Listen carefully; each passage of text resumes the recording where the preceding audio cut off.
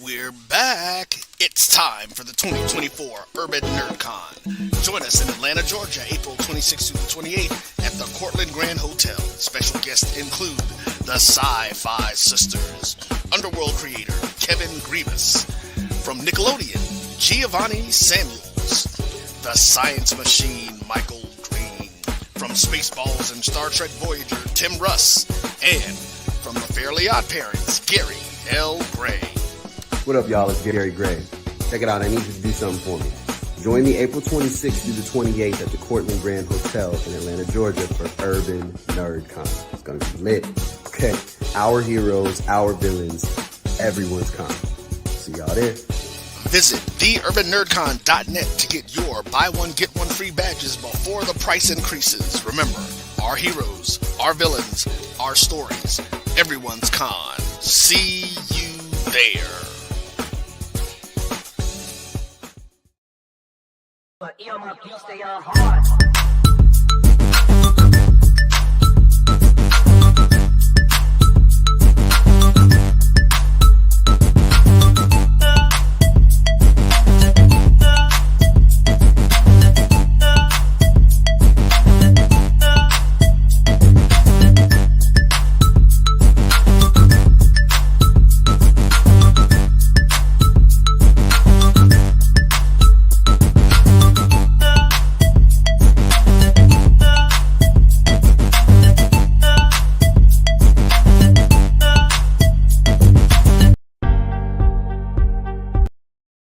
But my beats, they are hard.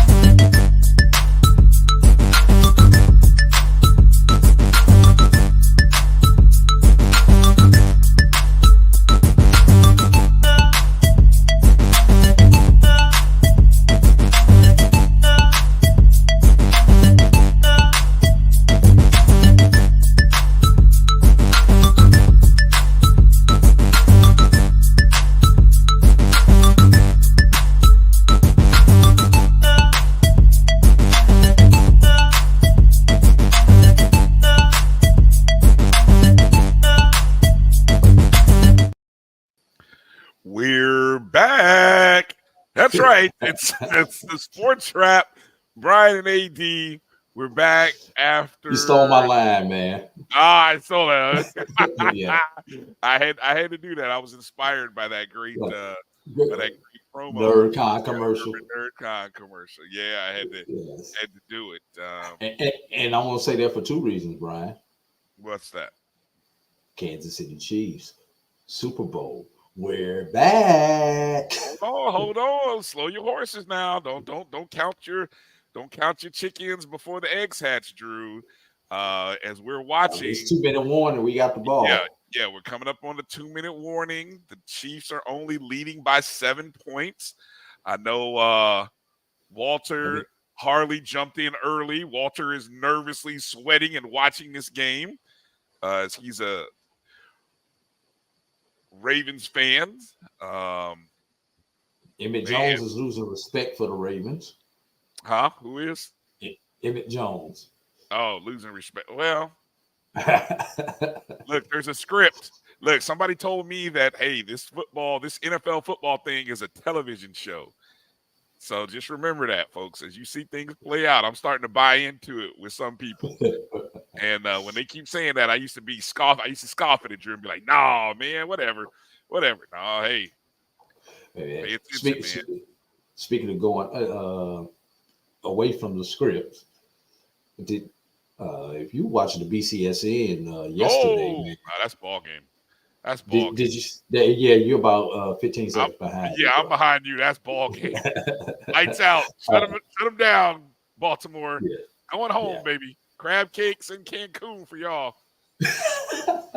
But did you see the end of the Tuskegee Miles game here on the Black College Sports Network yesterday? I did. Great call by Mo Carter. Do you have the video for that? You got the video you're going to No, I did not clip the video for that one, but We'll show it. We'll show it. Tuskegee won it at the buzzer. Yeah. I saw the clip on that. Great call by Mo Carter. There was a couple of buzzer beaters yesterday in HBCU men's hoops, but it was good. It was good that one was on the network, and I'll pull that. I'll share that in the next feed. Oh, you can refuse to believe that all you want, Edwin. I used to poo-poo it as well.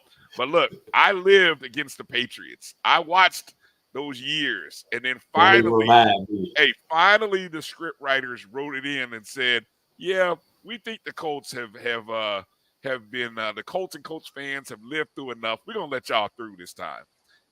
And then what they did to us a couple of years later, they gave us that BS onside kick crap with the Saints, because the Saints were the great story. I believe in it, man. Don't.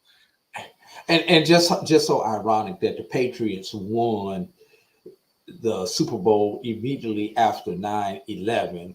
Of course, against the greatest show on turf. Exactly. I mean, come on. That right there was the start of it. That's when you knew the script writers were working, and they had just left wrestling and gone on over to work in the NFL offices in a closet somewhere. They went a couple blocks over in Manhattan. Yeah. So I mean, trust me, it's not Lamar's time. That's all it is. It's not Lamar's time yet. Hey, we got a quarterback of color in the Super Bowl again. And we've increased the number of coaches of color this season. So let's hope that these owners don't do the one and done with these coaches like the last time where we had a bunch of African American coaches. Hey, well, we have. Hey, the positive is so far we haven't seen any retreads. When you see a guy like Bill Belichick not get a job over Raheem Morris, it's like maybe guys are getting a job based on merit and not getting a job based on the poor job that they did. I mean, let's just keep it real, right? Maybe scales are starting to balance, somewhat. So, are they just going to knee? Oh, this knee. Take victory formation. Yeah, victory. All right, how many shots here? I told you we were playing the drinking game. Thankfully, I haven't seen too many shots in the Kelsey suite, but there was at least 3 in the first half. I don't think I've seen any in the second half. You're about to catch a few. So if you're playing along with the Taylor Swift drinking game, get your cups ready, because you're about to go to her about 4 times in the next, I'm going to say, 15 minutes. Get your glasses ready. All right, check your mic, Brian. Check your mic. We got the gist of what you were saying, but check your mic. Look, my mic is going to be popping now. So if you miss me, if you miss something I say, it's just going to happen. Brian, I am going on Amazon when I get some free money. I'll take some free money. Or hey, anybody out there? Not the money. I have to do you like I have to do some people. I'll never send you money, but I'll send you what you need. Yeah, send me some equipment. Anybody out there, we'll post something out there, and we'll see if see if I can get some. Hey, anybody want to make some donations? You can always do the super chat thing there on YouTube, on the JBN. Please help that man out. Yeah, come on now. It's not that, is it? Yes, it is. Anyway, let's go through roll call, because we got a lot to talk about today. We got a guest coming up at the bottom of hour 1. Kelvin Rosier, my co-host on the ONG StrikeZone. He's gonna come on the show. One of the longest.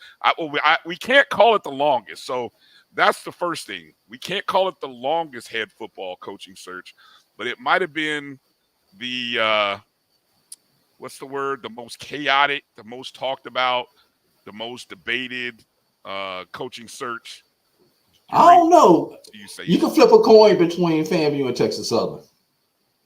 Really? Hold on. Let's do a poll.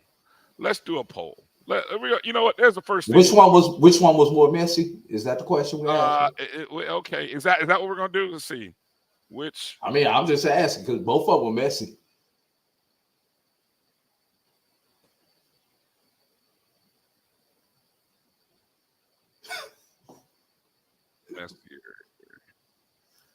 Hold on. Let me see. Which coach? Tamara, let me know when I'm lying. That's all I want you to do. Just let me know when I start lying so I can retire.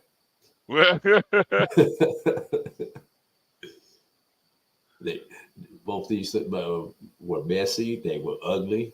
And you had a lot of unnecessary stuff that went on around both of these coaches' searches, where if communication would have been forthright and forthcoming, neither one of those institutions may have been in the position that they were in. Good point. I'll save it for the guys. All right, let me do a quick roll call here and say hello to a few people. Obviously, condolences, Walter, on your Ravens. Yeah, good season. Lamar Jackson proved people wrong that he was worth every penny that he held out for in the offseason. So props to him. Let me see. Tamara T, appreciate you. Good evening. Good to have you on. Exactly, Edwin. We have ourselves a porch. We got ourselves a porch in Tallahassee. We do. Hello, Demetra. Good to see you. Thank you for coming in. Mary 305. Always glad to have you on. James Austin. He's calling for. He's a conspiracy theorist. I love it. I love the conspiracy theorist. How about John Harbaugh? How about any shade for John Harbaugh? You can talk about investigating Lamar, but how about, Harbaugh? Notice he didn't get the Vegas job. I'll just say it like that. Yeah, hey, exactly. Last thing on the NFL, we got about 15, 20 minutes before kickoff of game 2. I need everybody to put in the chat who they got. Niners or Lions? I'm gonna go. You know what? Is this straight up or with points? There's 7 points. Nah, man. We not asking people to get into all that, Brian. This is just for discussion. I want to know who will the Chiefs be facing in the Super Bowl? Straight up. Up. I'm going Niners or Lions. That's 2 of us, man. I'm going Lions. Oh, really? You're going Lions too? I'm going Lions. I'm going Lions. Yeah. The script. I'm telling you, the script.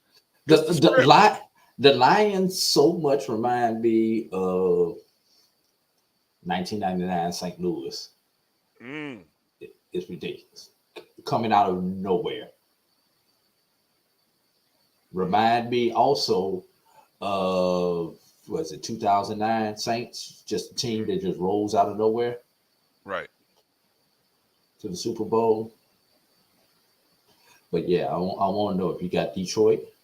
And, if Detroit wins, I know we got at least one HBCU player on Detroit, James Houston. So nice to see if he can make it there. Okay, let's go through some of the top news that happened over the past week. Well, a lot has happened since our last show. But more recently this week, there was a run of new football coaches that were finally named. First off, Chris Dishman was officially introduced as the 18th head coach at Texas Southern. Excuse me. Dishman, maybe more famously known for having played in the Houston area with the Oilers from that's 88 to 96, right? I remember Chris Dishman when he was at Purdue, when he was a defensive back at Purdue University. Of course, I was still living in Indianapolis then, so, I think he may have even been close to an All-American. He was well known in the Big Ten. He was a 5th-round draft pick by Houston, still the Houston Oilers back then. Exactly, Chris Dishman. But, his resume, when he left out of the NFL in 2000, where after Houston, he was with the Redskins for a couple seasons. He had, like, but then he worked as a defensive back coach in various stops at colleges, small colleges. Some worked in the NFL for years. Mike. College realm. Then he went into the college world a little bit of time. He was with Baylor. He was at Cardinals. He was at CFL, coached XFL, General Vegas Vipers. Vegas Vipers is where he was as the defensive coordinator. We still having audio issues with you, Bryan.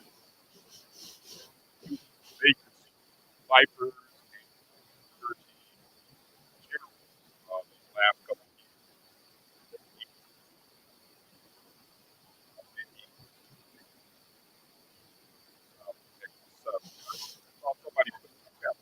Hey, Bryan, let's go to break because we can't hear you. No, let's not go to break. Our time is all right. How's that now? Any better? Not very little better. Well, there we go. All right. I mean, I didn't do anything. So, but anyway, what I was saying is I really didn't do anything. So, I it's just whatever. Dishman was actually, I think somebody brought up in the chat room, Dishman and Bubba McDowell played together along with Eddie George, right? There it is. No, Eddie Robinson. Bubba McDowell. Eddie Robinson did not play with all of them. The same team. The first three were teammates for 1 year. Eddie George, being the youngest of them, missed somebody. I believe he missed Bubba. I believe Eddie George missed Bubba out of that group. Yes. Gotcha. Okay. Well, like I said, and let's also remember, Aaron McNair was teammates to a couple of those, including Eddie George. Yeah. So all in all, Dr. Kevin Granger, they get their man. Hold on, where's my slide at? I just realized I'm doing all this, Drew. I have my slides. I did all this work in the pregame, and I didn't have my doggone slides ready. Just in case anyone doesn't know who Chris Dishman is. Let's see if I can pull that up real quick.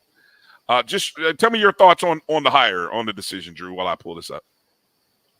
My thoughts on the decision is finally, man.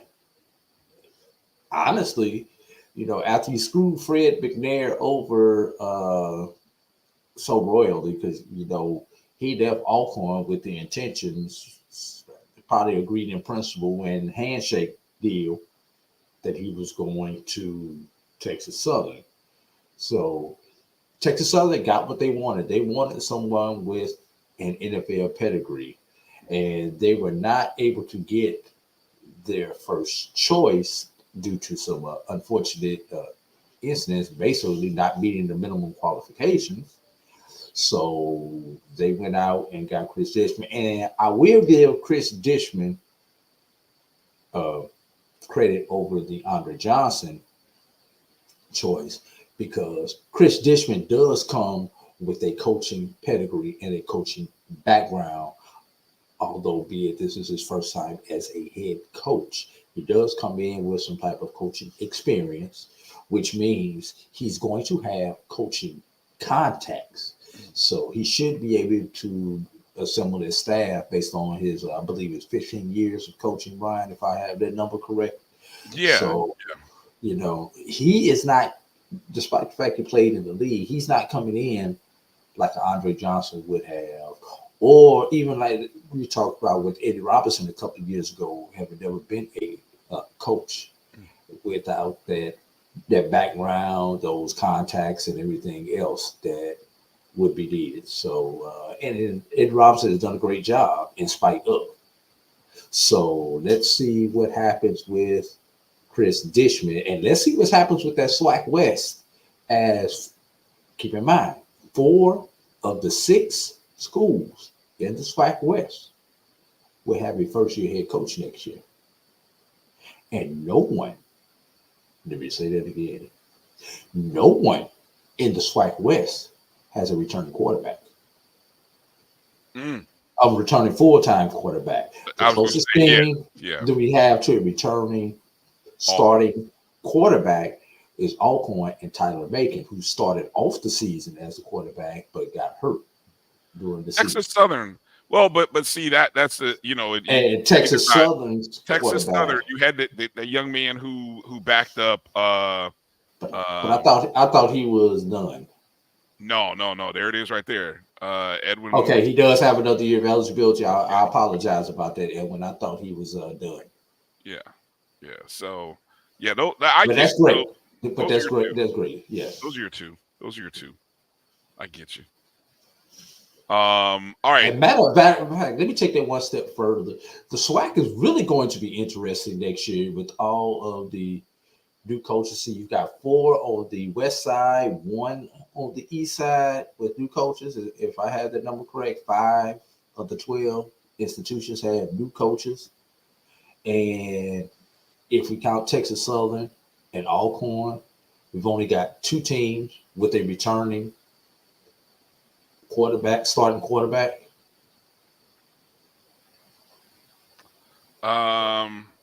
SWAC may be interested with Bethune's quarterback coming back. Yeah, I don't. I haven't kept up on Bethune. I have no idea whether quarterback's coming back or not. Jackson State played musical quarterbacks. Body transferred to Alabama State. Southern has a returning quarterback in Noah Bodden. Bodden wasn't the full-time starter last year. Yeah, but okay, let's Southern played musical quarterbacks.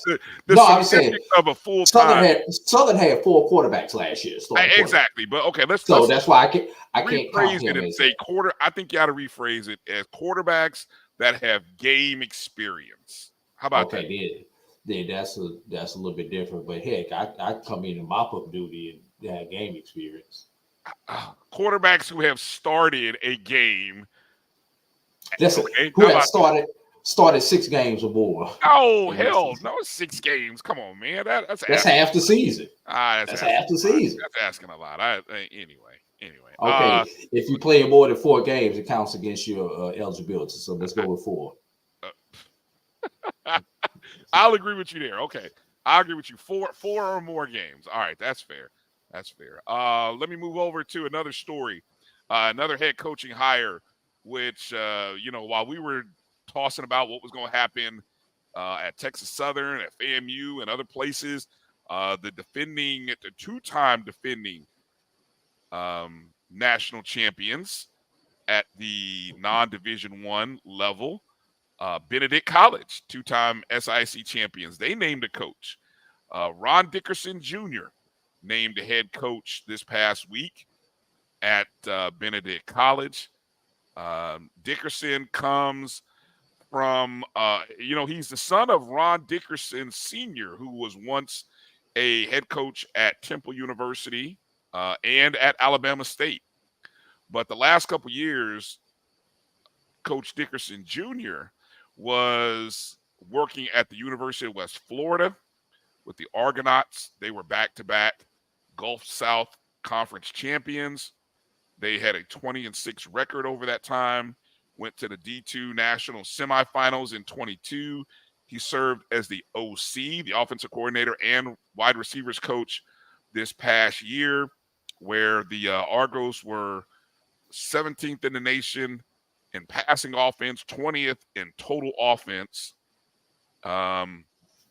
So he had a pretty good run, and I think Drew, it's a great hire for Benedict. They get someone who has a history and has some offensive chops, at the level that they play at, and you know, his family, he and his family. There's a little bit of HBCU ties previously, but I think this is a good hire for Benedict. And you know, this was one of those hires that was a little bit under the radar with all of the discussion going on at other schools. What's your thoughts on Ron Dickerson Jr.? I mean, it's going to be interesting, but when you take over a program that for the last couple of years on the level of Benedict, unfortunately for Dickerson, you have nowhere to go but now. And that's what makes it tough for a coach taking over a program that has built up the expectations to the level that Benedict has for the last couple of years. No one remembers that Benedict was everybody's homecoming date up until 2 years ago. And that first year when they went undefeated, they were on 4 homecoming schedules. And you're not on homecoming schedules most of the time unless you're at that level where everybody thinks they're going to get a dub. So let's remember, Benedict's not too far removed from 5-5, 3-7. So do I expect Benedict to take a step back? Yes. Do I expect Benedict to take a step back to the 3-7 days? No, I don't expect him to take a step back. But Bryan, you went 10-0 2 years in a row. I mean, right. if you're in Vegas, where you put your money at? Benedict is taking a step back, and that's not disrespecting. That's not disrespecting Dickerson or anything else. But I'm just trying to be a realist. 9-1 is taking a step back compared to 2 10-0s.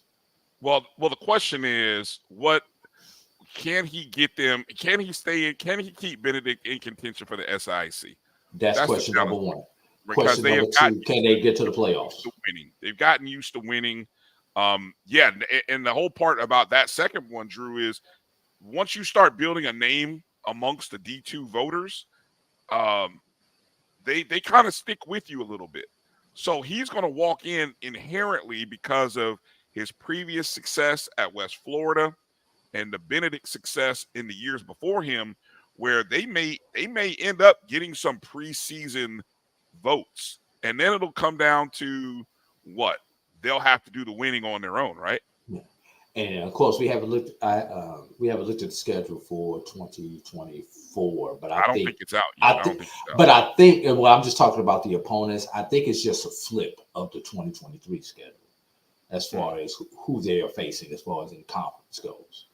Gotcha. So that was a pretty favorable schedule for Benedict. I think realistically, best case for Benedict, and some of you all may not understand this, would be what happened with Tremaine Jackson at Valdosta State. Took over a very successful program, took a step back for 1 year, and then year 2 back into the playoffs. I think that's what your expectations should be at Benedict. But I think I don't think they'll settle for being under 500 though. Tremaine Jackson wasn't under 500. He was right there at 500. I think he was like 6-5 or something like that. Gotcha. But he did take a step back, missed the playoffs in year 1. Year 2, what were they? They were the number 3 seed, I believe. Yeah. Yes. Yeah. So all right. Let's take a break because coming up on the other side, we're going to talk about the other big coaching hire that happened this week, and this one happened. Oh, there was another one, Bryan? Yeah, there was another one. It happened just the other day, matter of fact. It's not. Well, actually, technically, it's not official. They put out a graphic, but they haven't made the press conference. So that'll be tomorrow. Yeah, okay. They're doing the press conference tomorrow. I thought you were going to say they had to wait to get the Board of Trustees approval. I would hope they would have done that before they do this press conference. I think they got enough vote. That's more of that best that I was talking about in that poll, Bryan, and I'm waiting on everybody to vote on. Well, I ended the poll, and I think it was an overwhelming answer by everyone watching. So we're going to talk about that school on the highest of 7 hills and their new coaching hire with my good friend, co-host of the ONG StrikeZone, Kelvin Rosier. We'll talk with him about the new man leading the Rattlers right on the other side of this break. You're watching the BCSN SportsWrap right here on the Black College Sports Network. The Cuvée Group is a Florida-based marketing and training consulting firm. We help businesses communicate to their target audience and engage them in conversation. We also help to expand their audiences, which will ultimately result in growth for those organizations. In addition to being a certified constant contact specialist, my colleagues and I are also certified in John Maxwell Leadership Principles. We use these proven principles to conduct workshops, training, and private coaching sessions for individuals and companies looking to take things to the next level. Contact us to schedule a free consultation. Issues today, don't delay, call Cuvée. This is the Dean of the College of HBCU Sports, Kenyatta Cavill of Dr. Cavill's Inside the HBCU Sports Lab with Mike Washington and Charles Bishop. Come mix it up in the lab where the course lecture is in session every Tuesday from 6 o'clock p.m. Central Standard Time on Facebook Live, YouTube Spreaker, or the BCSN app, as we discuss all things about the HBCU sports culture, including exploring the week that was in the sporting HBCU diaspora, as well as the upcoming week of HBCU Sports. With me, the Dean, the College of HBCU Sports, on Dr. Cavill's Inside the HBCU Sports Lab with Mike Washington and Charles Bishop. Course lecture dismissed. From novice to aficionado, find yourself here. High quality cigars plus personal customer service. Slow Burn is Waco's only mobile cigar lounge, featuring a meticulous, curated collection of premium cigars. Visit our website, www.slowburnwaco.com. That's www.slowburnwaco.com.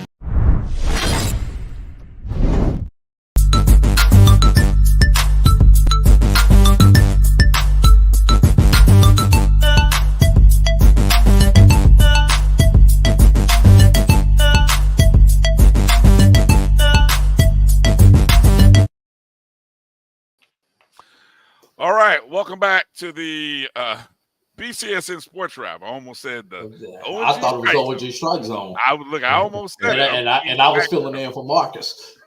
Well, you are in that spot. Bryan and A.D here. Joining us is our good friend Kelvin Rosier of the ONG StrikeZone.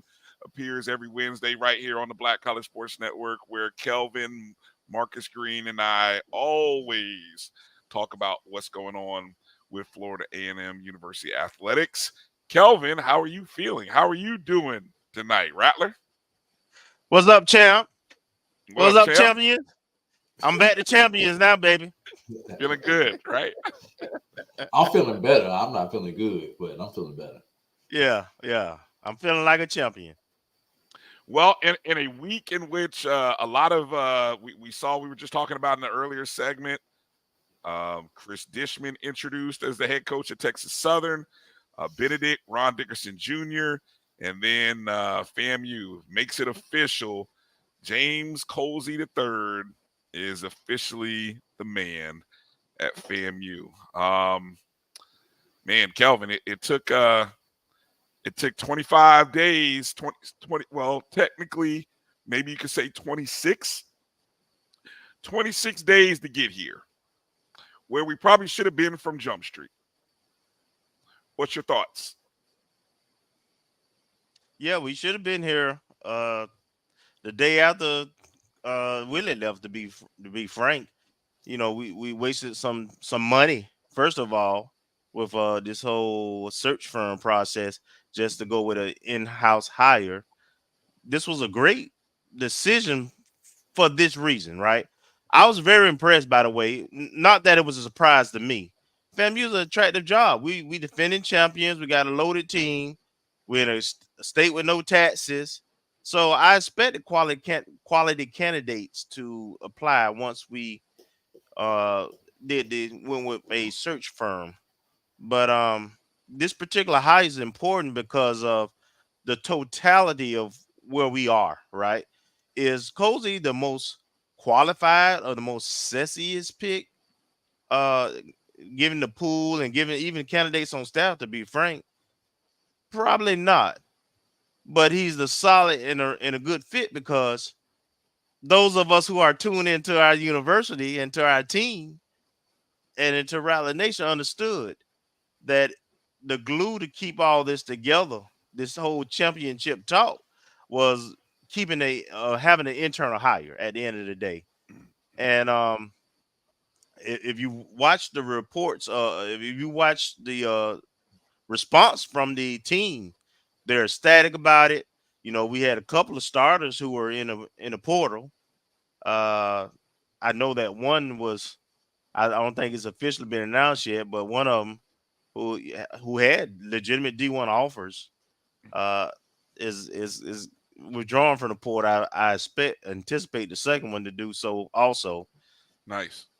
And then you know, we had a couple of commits that fell by the wayside. Where I understand one of those Florida State commits are back in play and on campus. So we understood. Why, you know, you had a lot of chatter from the outside. We understood what the big vision was, and the running back and what that meant.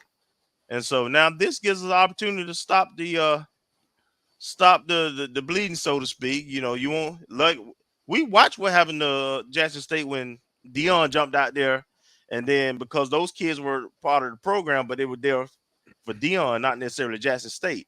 Luckily for us, we had just the opposite. Our kids were there. They love Coach Simmons and his staff, but they were they had FAMU for FAMU, and they love Rattler Nation. So we were able to, while we went through this process, we were able to kind of keep everybody in play for the most part. You know, we did have Griffey who ended up leaving. You know, but outside of that, you know, everybody else is still in play for the most part. So I'm excited about the hire, and there's no absolute. We can't say that, you know, we're gonna run through the swag and go undefeated next year, but we damn sure gonna have a chance. I trust this staff collectively. That's the other thing. I think having Coach Cozy in play gives us a chance to keep the entire staff together. Uh, you know, there's still some chatter about a couple of folks has nothing to do with Coach Cozy, but I think we got a legitimate shot because people trust him and Rattler Nation. You know, we're gonna do what we do. We rally. And the last thing I have to say this, Brian, I've seen some people gloating and boasting and so forth, you know, because there was a lot of outside folks talking a lot of noise to Rattler Nation. I think this is a teachable moment for HBCUs in general. Mm. You don't have to be quiet and you don't have to be uninvolved and accept that someone who has a title who may or may not be qualified to make a decision, or they just decide to make a terrible decision, and you got to accept it and still support it. Rattler Nation show you how it's done, baby. I told you on the ONG for weeks. I believe in Rattler Nation. I got some calls. And people reminded me, man. They kept them receipts. I said, no, you kept telling us. Trust Rattler Nation. I'm telling you. So honestly, this is how the big boys do it too, frankly. Now they of course do it on their level. It ain't the same scalability. Yeah. It ain't the same scalability. But that's how winning tradition programs do it. They do it together. The president, AD don't do it by themselves. And so at the end of the day, we got where we need to be for now. I think what's also important. Kelvin, hold up. Kelvin, no, correct me if I'm wrong. Griffey left while Simmons was still there, if I remember that correctly. Yeah, he jumped in the port in December, early December. Okay. Well, that's what mid Go December. Ahead, and that was a playing time thing. I think Griffey was stuck on special teams, and I think he wanted to get some actual playing time in the secondary. Drew, yes, sir. Yeah, I think I think I think that's what that was about. But let me ask this, Kelvin, because I got a thought. Touchdown, Detroit. Yeah, I got a thought that the name. Okay, so before we get into talking about the search committee, the search firm, and the names that got released anyway, but if you believe what's out there or believe what we can sort of confirm, that 4 of the candidates were internal, and the external was Fred McNair. If you believe that, I've kind of heard some people say that the finances to want to bring Fred McNair, that there was opportunities that the DSOs, the support organizations, weren't going to give the money to bring in Fred McNair. Have you heard anything similar to that? Meaning the DSOs are basically telling anybody who would listen that, look, here's your options. you essentially have 4 names to choose from. Which one of the 4 are you going to choose from? If you want anything over that 200, right? Yes, if you want anything over that 200,000, yes. It's 250 now. It's 250 this year. Last year, but yeah. But if you watch the search committee process, it was real clear. I mean, absolutely, that was the stance, right? We want to go internal. We understand that, from a compensation standpoint, there's some big names included, but we're not sure we're gonna be able to negotiate in good faith and get that. And then, I think, the players, frankly, they were really vocal about having an internal candidate, and everybody was on the same page. That's my thing. Outside of the daggone president, outside of the president AD, everybody was on the same page pretty much. So, I mean, if you're going to rely on your fan base to support you, it was important, because I had heard a lot of people saying, they were questioning whether they would do investing in champions, where they would actually show up to games, and they were pretty serious and committed to that. So, yeah, I heard some of the things you said, and I believe Rattler Nation would have reacted negatively had this not happened. And Drew, I'll even pose this to you as well. What I find interesting listening to other people outside, and again, every culture at every HBCU is different, and I don't profess to know every culture. And I'll be honest, I think what I have learned in this process, as someone who, we talk about all HBCU sports, the biggest thing I think that any talking head, journalist, writer, reporter, understand that fan base. Now, whether you agree or disagree with, how they do things or how they roll, right? And you can choose to have your opinions. I mean, I'm not holding you back on your opinions, but I think you're missing a true understanding of the fan base when you just simply say, oh, well, she's the AD and she and the president should have the right and final say as to who is the head football coach. And I would think, that may work in some places, but in other places, that you could go look at the history and say that's not how it should roll. So I think the biggest learning point for me is, as future searches come up, I'm not going to be so quick to be judgmental of fan bases that may say, yeah, I don't think that guy's a good fit. I mean, for example, I could point to a great article and interview regarding potentially Hugh Jackson going to Morehouse as a great example. And that's coming from an alum. And I think we as outsiders, when you're outside of that network, listen to the people who are in it. Hear their passion. Hear what they are passionate about. Hear the why. Instead of just making a blanket statement and trying to sell that as, oh, you Rattlers are crazy, or, oh, you Rattlers ought to just go ahead and have a board and let a board make all the doggone decisions. Well, that's not what we're fussing and screaming and kicking about. But if that's what you want to think, then okay. So I don't know. You care to comment on that, Drew, or any thoughts there? Get a piece of that. Yeah, please. Get a piece of that. Please. Technically, you are correct in the decision rests with the athletic director and the president. yes, you are correct. That they should be making the decision. But also, how they say, you got to make your bed and lie in it. They also have to keep that in mind when they go with a decision that is so far left of what the masses want. Because, like on December 29th, there's going to come a time where you're going to ask your DSOs for some assistance. Mm-hmm. And if you're going to continue to go left, they're not going to support you. If you give your kids $20 for lunch money on Monday, and that's supposed to last the entire week, and your child asks you on Wednesday for some more lunch money, what happened to the $20 I already gave you? You didn't spend it wisely. You didn't do whatever it is, whatever I told you to do with that money. So you're going to be more reluctant on Wednesday to give that person an additional $20 to get them through the week.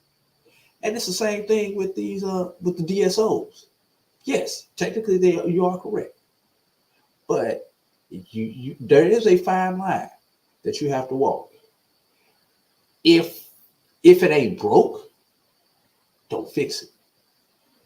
And I think in the establishing, I want to do things my way, I think my way is better, and it may be better. But if it ain't broke, don't fix it. So if you used to driving a Cadillac, Bryan, when you go to purchase a new car after about 4 or 5 years, where the first place you're going? You're going back to the Cadillac dealership. You're not going over to the Lincoln dealership. You're not going to the Lexus dealership. You're going to look at the Cadillac dealership first because you have been satisfied with what you have been driving. I think in a nutshell, that's what the people here wanted. They wanted to continue with their same Cadillac. Now you might scale up or scale down in the type of Cadillac that you drive, but you still want that Cadillac. We got to talk about late Friday night. Late Friday night, the names. There were 45 applicants. We did know last weekend. Okay. Before you get to that, can I ask Kelvin a question? Sure. Yeah. Yeah, because I want to get in on that. But Kelvin, I've got to ask you this question, man. Mm-hmm. All three of us graduates of Florida A&M University. Bryan and myself, graduates of the illustrious School of Business and Industry, one of the top business schools in the nation.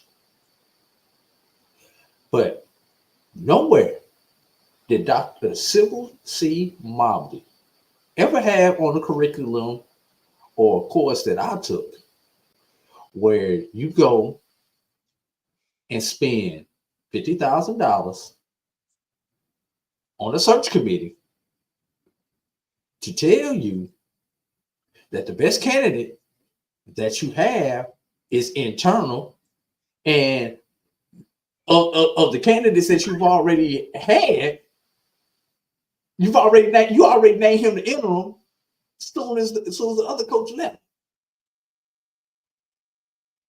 What we do that at? Why? What is the thinking behind this? Why did we need to go spend $50,000 for that affirmation that we already had what we needed in our own living room, man?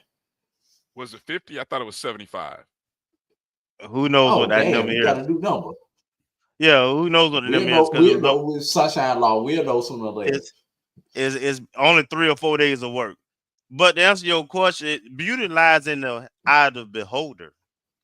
So I believe that our administration thought that they could outmaneuver Rattler Nation. I think that's what it really was about. The fact that, they had went left in the reaction from the Rattler community at large was so so vigorous and immediate that, you know, it was like, well, we got to figure out a way to get where we trying to get to. And they were only concerned, and their ton of vision was only concerned about getting to where they wanted to go. They could care less about what the players and the DSOs and the Rattler community at large was going. So that, to me, I think it was just a tactical process to introduce the search firm. And that way, when they made their recommendations and their candidate, whoever they met that might have been, was in that, then they could say, hey, it wasn't us. This was recommended to us by a professional firm who does this for a living, and we can go with that. And they thought that would provide them cover. But they got one-upped at that meeting when the board of trustees reacted to that by saying, okay, you can do the search committee, but I mean, you can have a search firm, but we're going to have a search committee too. And these are the people who going to be on the search committee. That was the beauty part of it, because it was all DSOs, a football player, so and foundation and NA. So there was no way around it. So those are the major constituents with the athletic department in terms of funding. And then it's, of course, a student athlete. So when they upped them by having a search firm, that neutralized that maneuver to try to get around the alumni. Y'all think, you know, folks are just slow country bunkies around here. Fam, we some very intelligent, conniving when need be people. Gotta be careful. I believe everybody know that now. Well, they should. Yeah. They should. And to top it off, we wasted 4 valuable weeks in the recruiting process. We did. So that's the icing on the cake. We wasted 4 valuable weeks and lost some transfers that would have absolutely been difference makers. Some commits, right? Well, what we have and what we already signed that's on campus and what we got returning, which at some point, Brian, it'll probably be on our next show, but when we or our recruiting show. But people got to look at what FAMU football is returning. We will be the favorites coming out of spring ball with what we got returning. We got an entire offensive line returning. We got 2 running backs out of the top 3 returning. You know, we got a lot of, you know, you still got Gassett and Gross tied in and you know, we got a lot of pieces. So we ain't going nowhere. No, we're not. And I think what we'll have to do on Wednesday, and with the help of Marcus Green, who he's for those who don't know, he stays abreast of what's going on in recruiting. Some of those names that decommitted, they may not have committed to somewhere new just yet. So you commit all you want to. It's on that first Wednesday in February when you sign. Well, that makes that's my point. That's what I'm saying. Some of those guys who left, there may be an opportunity to get those guys back. And you already mentioned a couple of names, but let me transition. Obviously, so what we did find out through the and you know, Edward Moore is stupid. Huh? Edward Moore is officially stupid. I just want you to know he is crazy. Hey, look, what we did find out last week through this search firm process, that 45 candidates had applied for the job. And if anybody watched that live meeting, okay, last week, okay, so they did the whole number versus name thing, and then they talked in code, which really you can kind of break down the code and maybe you can kind of figure out who the names were. Then late Friday night or early Saturday morning, I don't know, depending upon when you saw it, the actual list of 45 names hit the waves. Now, I'm not going to say who I saw it from, but I will say it was from somebody outside the family, okay? And, you know, somebody who loves to sprinkle, you know, just took glee out of the fact that, oh, you Rattlers, boy, y'all can't keep nothing quiet. Can't do it anyway. But so we're not going to talk on that. Okay, you can figure it out on your own. But the list was out there. And what I found interesting about the list, so basing the list that was released with the names that the search firm tried to express as candidates to the committee. You had former head coach, SWAC champion in Fred McNair. Obviously, you had James Colsey. You had a current XFL head coach who also had won an HBCU national championship, had a successful run at 2 different schools in Reggie Barlow. You also had supposedly a current head coach at Valdosta State, Jermaine Jackson. And then you had an NFL assistant coach in Van Malone, who I think Malone was with the is he currently with Kansas State? Let me see. Hold on. I'll tell you exactly. Yeah, Kansas State. So. Kansas State. And then for good measure, you had, let me see, 42. You had two other recommendations. This was a trip. They recommended a director of high school and community relations coach at Michigan State. I'm just going to let that sit there on its own. And another head coach from out of the XFL. So in all, they gave FAMU 7 names and said, hey, these are the 7 names that you all ought to take. And then the committee turned around and said, nah, we like 1, 2, 3, 4, the 4 internals. And yeah, if you want to give us Fred McNair, we just have to have a 5th. We'll take Fred McNair. But the search firm really wanted to push Reggie Barlow. The committee wouldn't take Reggie Barlow. They didn't. For whatever reason, they chose Fred McNair over Reggie Barlow. But just in looking at the list in general, I was interested in the fact that you had 3 XFL head coaches that were part of it. That was interesting. You had some former head coaches around the SWAC that were a part of the list. You know, Rod Reed from Tennessee State. I thought Rod Reed was quite interesting. Terry Sims, former Bethune-Cookman head coach, was part of this mix as well. Mike Minter. Mike Minter, yes, was also a part of this as well. You had some names such as Kennard Lane from North Carolina A&T. I remember Kennard, of course, he worked down here in the Orlando market. It was quite an impressive list. Reginald Ruffin, athletic director. Reginald Ruffin, was part of this. So I know Drew wants to touch on this topic, but does the releasing of the list bother you in any way, Kelvin? And when you look at the names, and that maybe is part 2. We'll let Kelvin go first, Drew. I know it bothers you. So first question is, to what level? We had a whole 20-minute conversation about it earlier. The releasing of the names bother you? And then maybe if you would, what impressed you about it? And so I just looked at my time, so I want to do this. I want you back for the next segment. Let me take a break. And then that's where we're going to answer and come back in the next segment and talk about that list and just your thoughts. And I know Drew's got thoughts on it as well. So hang tight. You're watching the BCSN SportsWrap. We'll be back in just a moment right here on the Black College Sports Network. Hey, what's up, everybody? My name is Amber May, and I'm a voice actor out here in Los Angeles. I'm the voice of Dia in Genshin Impact, Yenching in Honkai Star Rail, the narrator in Comey Can't Communicate, and I also voice Brooklyn Barbie in the movie Barbie Big City Big Dreams.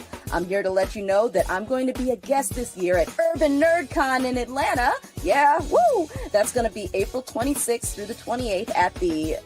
where are we going again? It's going to be at the Cortland Grand Hotel in Atlanta, Georgia. So, if you're a Genshin Impact fan, a MiHoYo fan, and you live on the East Coast, you got no excuse. Come see me. Urban NerdCon. Our heroes, our villains, our stories. Come on down. Let's do it. Let's get it on. Ugh. TheUrbanNerdCon.net to get your buy one, get one free badges before the price increases. Remember, our heroes, our villains, our stories, everyone's con. See you there.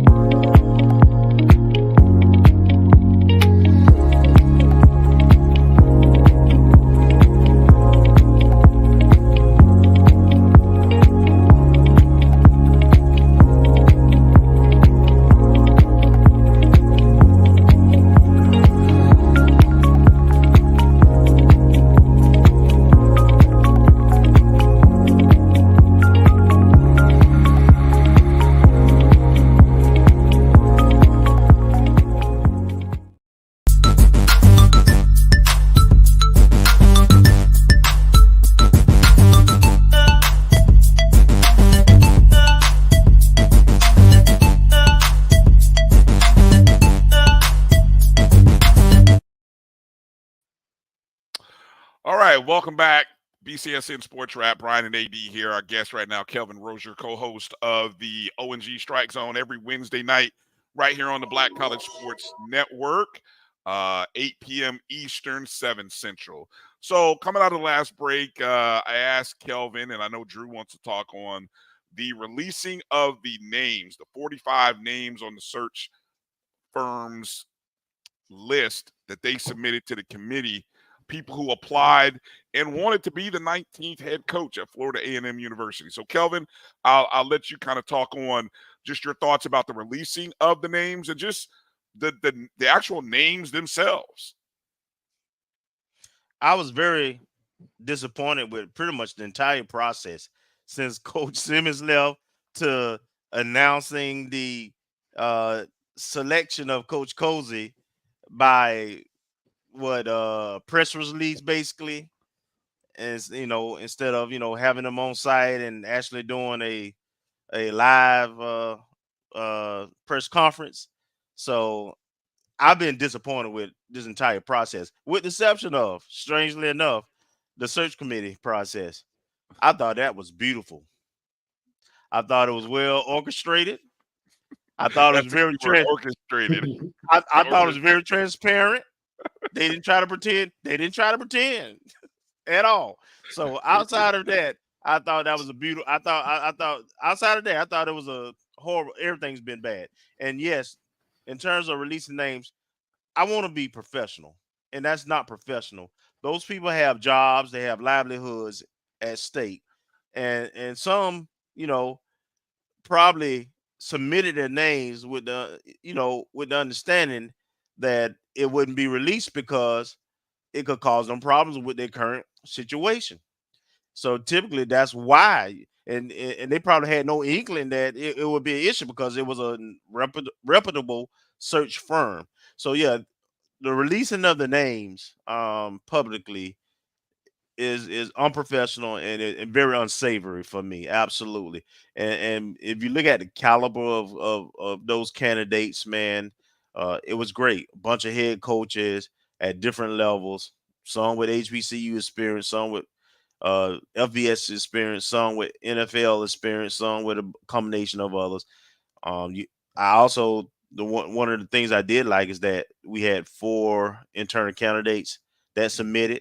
I thought that was important because to me, what that showed was that ultimately there was some level of respect and coordination with our own internal candidates, frankly. Like, hey, let's all we all qualified. Let's put our name in the hat and maybe one of us get it, man. We can kind of keep this thing together. So I thought that I was impressed because remember it was only 3 days that we had this gather those names. So to have the quality of names we had in 3 days shows the power of the FAMU brand, number one. But absolutely that list being leaked was unprofessional and it was unsavory.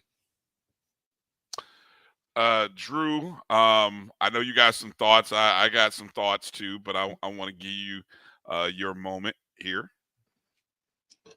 Oh, I've got so many thoughts on so many levels. Let's start off with the root of the problem, Kelvin.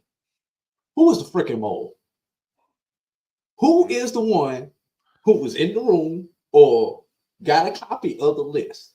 Because you could tell that was not somebody that was an actual copy of the list and took it outside.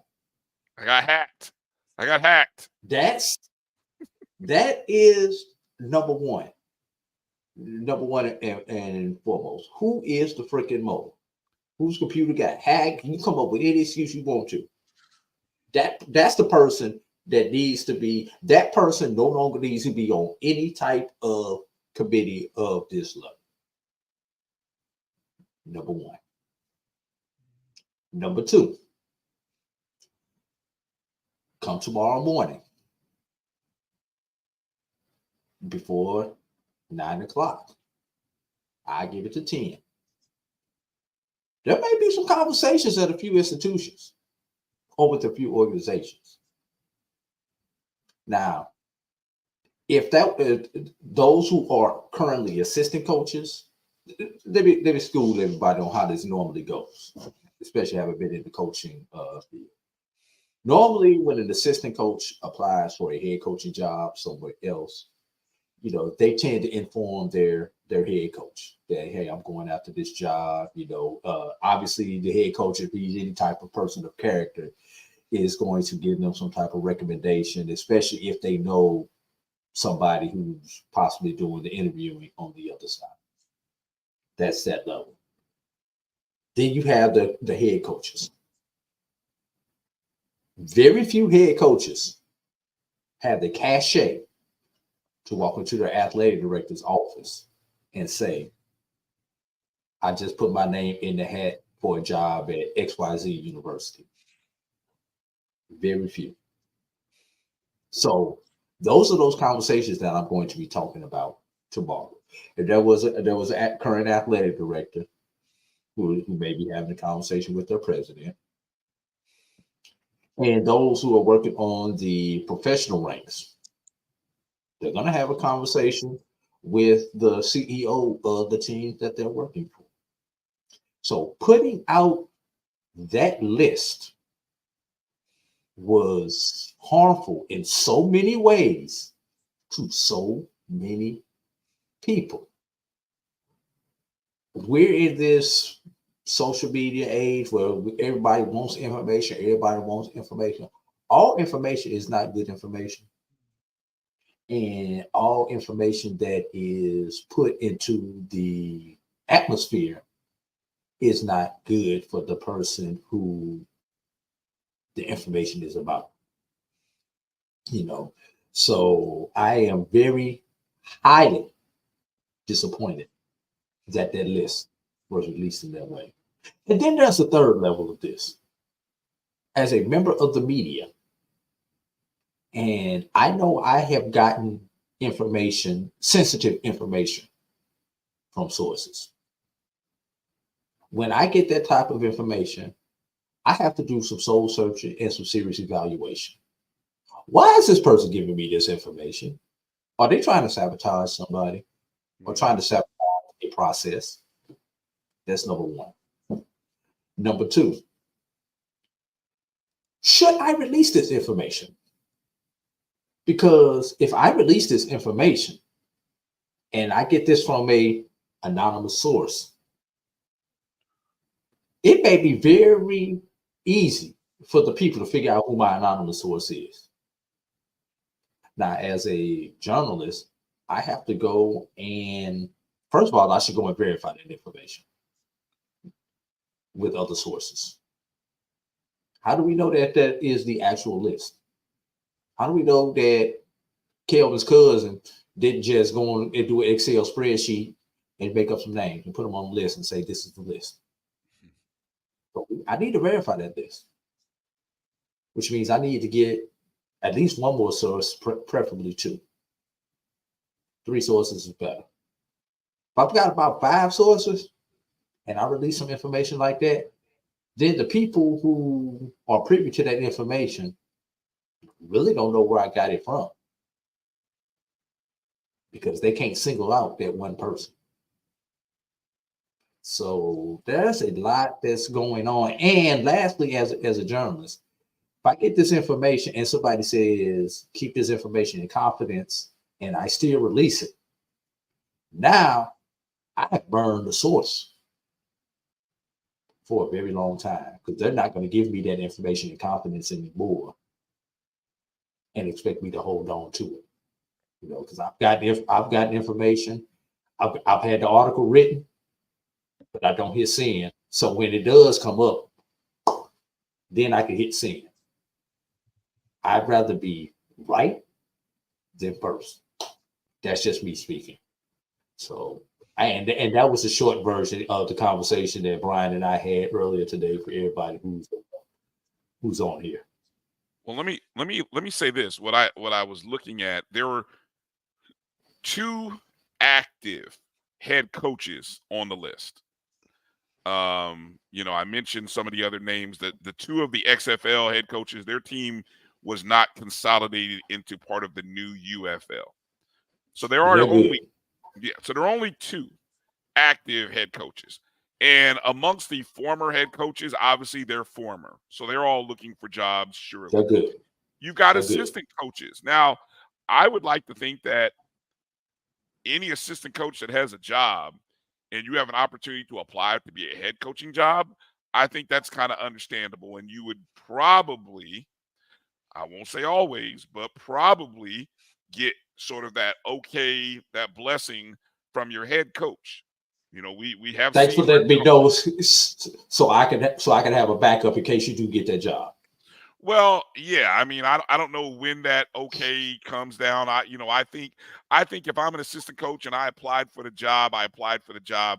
If you were to get an interview, I think at that point you're probably then telling your head coach, you know, hey coach, I just want to let you know I applied for this job at FAMU, or who knows? I really don't know how that, you know, is sensitive. Okay, but a lot of times the head coach will try to help you get a job at another institution.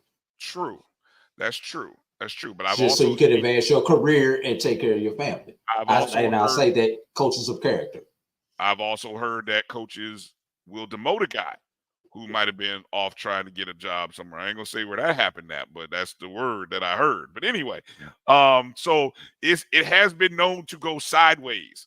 Okay, but anyway, the actual releasing of the names is messy, and a lot of people saying, where could it come from? Well, let's look at it. You know, I still keep trying to figure out what were the incentives and who would have released it.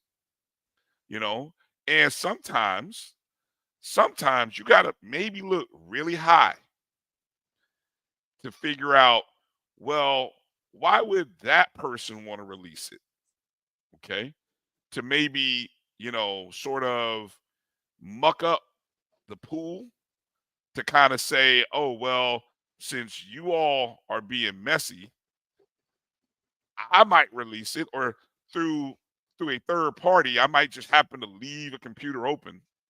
And when so-and-so, you know, goes by my computer desk and they see a list, I'm like, oh, what? You know, anything. I'm not making it. We got the common printer in the office, and I forgot to pull the paper off of it. Exactly. You know how it forgot works. to pick up the printout. I hit print. I hit print twice. So all these, but anyway. So all that to say, whichever truth you want to believe, it is messy. Now, my question before I get to the other thing regarding media and journalists, Kelvin, I'm as what you know about sunshine laws, would those names have come out eventually, even if, let's say, everybody was true and showed integrity and not released the list? Would they have eventually come out? Could somebody have requested that they do come out? I'm not sure if that's covered. I know they've changed the process now, the law that governs that, so that you can shield some things from the public in terms of that kind of process. The search committee part of it, and people who are actually interviewed, I would think yes. The actual applicants. Somewhere down the road, you probably could ask for that. It's a process. You have to pay for that information. But I don't know if it's... And there's usually a time frame with that too. Yeah. You have to wait so long to do it. And that's part of that is to protect the people who right, the applicant, basically, if that is the case. I know it's some things you got to wait a year, 3 years, depending on the type of information that you're looking for. Right. So it's possible. Okay. So with that said, I don't know when or if the names would have ever come out, but I will say this in regards to media, okay, releasing the names. Now, I think honestly it depends on what type of platform and what type of show you have. If you are a print newspaper or print news organization, I think you probably roll with traditional AP sourcing and standard rules of procedures that most journalists work from. Where if you would have been given this list, you know, let's just say, I'm just going to stick to what I said. Okay. If I worked at a newspaper and I were given this list, so I'm looking at the list like, I'm probably contacting individual people individually, not their bosses, but individually, saying, hey, I saw your name was on the list for consideration for this job. Would you care to comment? And probably go so far as going off the record. Would you like to so that maybe if the opportunity presents itself, you're able to find out information about the process, or maybe even talk about that person if it opens up that they applied for that position later on. You know what I'm saying? But if you're in a situation where, or your job or your network or your streaming platform is all about news and information that's current, that's relative, that is now clickable, you know, whatever you want to use, then posting and putting that information out there gets people talking. Okay. And so I think you have to redefine this whole, and look, I'm not in the journalism schools these days, so don't get me here. I think though you have to, the whole real journalist thing, you know, them boys, I think look, there's a different type of media today.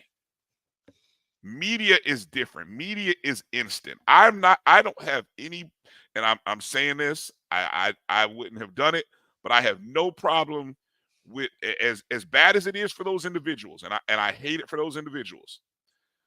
I don't have a problem with an entity wanting to post names in real time because it generates conversation, it generates topic, it generates interest. Now, the good and bad of that is not my concern, because at the end of the day, like you just said, Drew, who is the party to blame and who's the party to look at?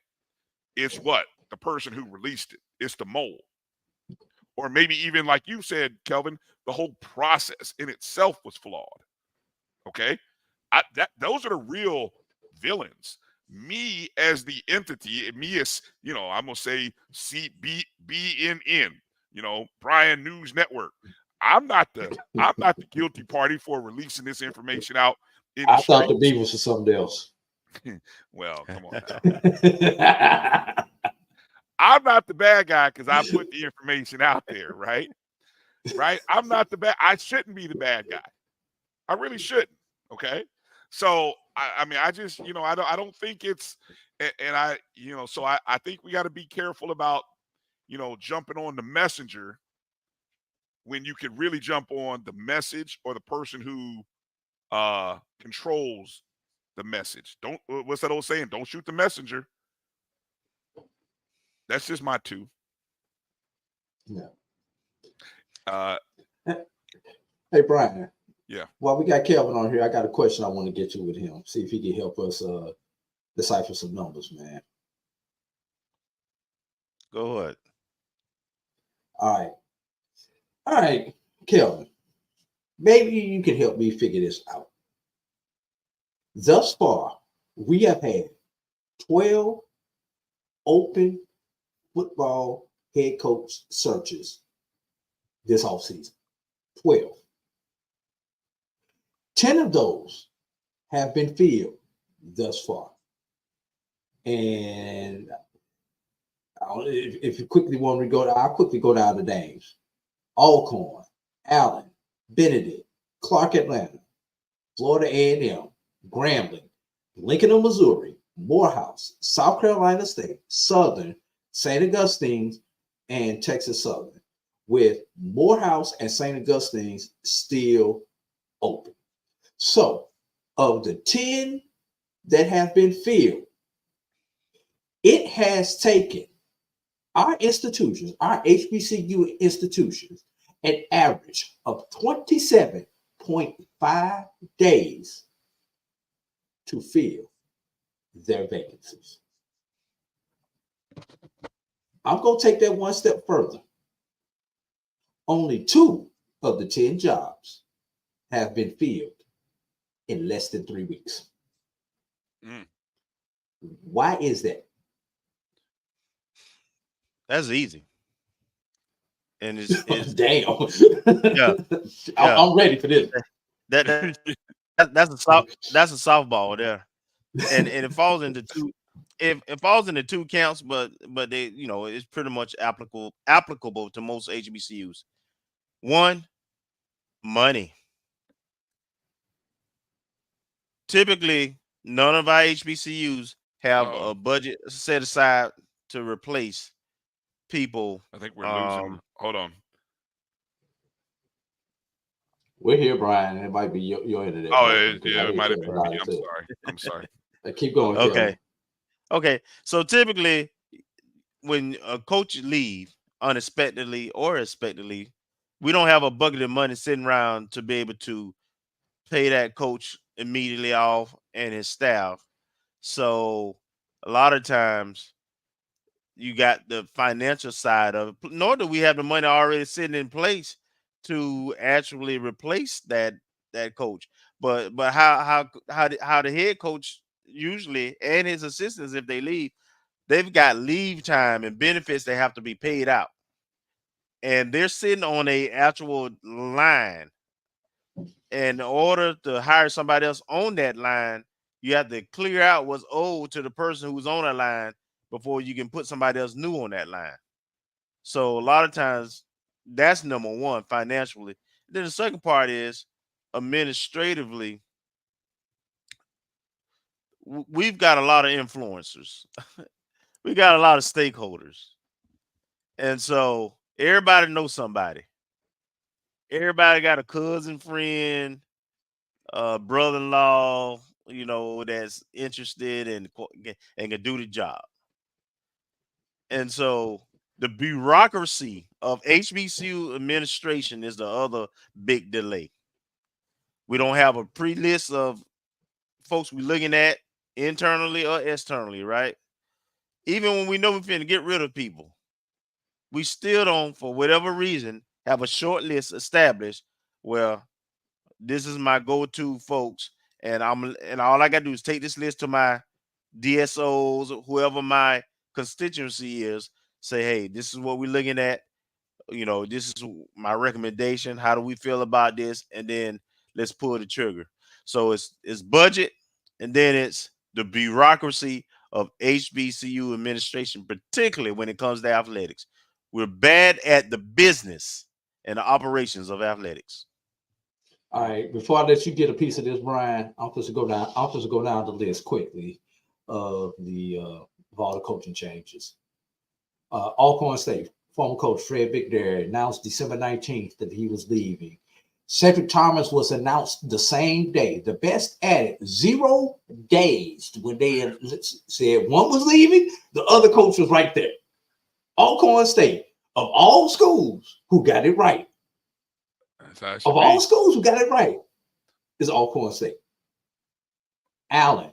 But hold on, can I add something about the Alcorn State thing? And he was, besides the fact that he was an internal hire.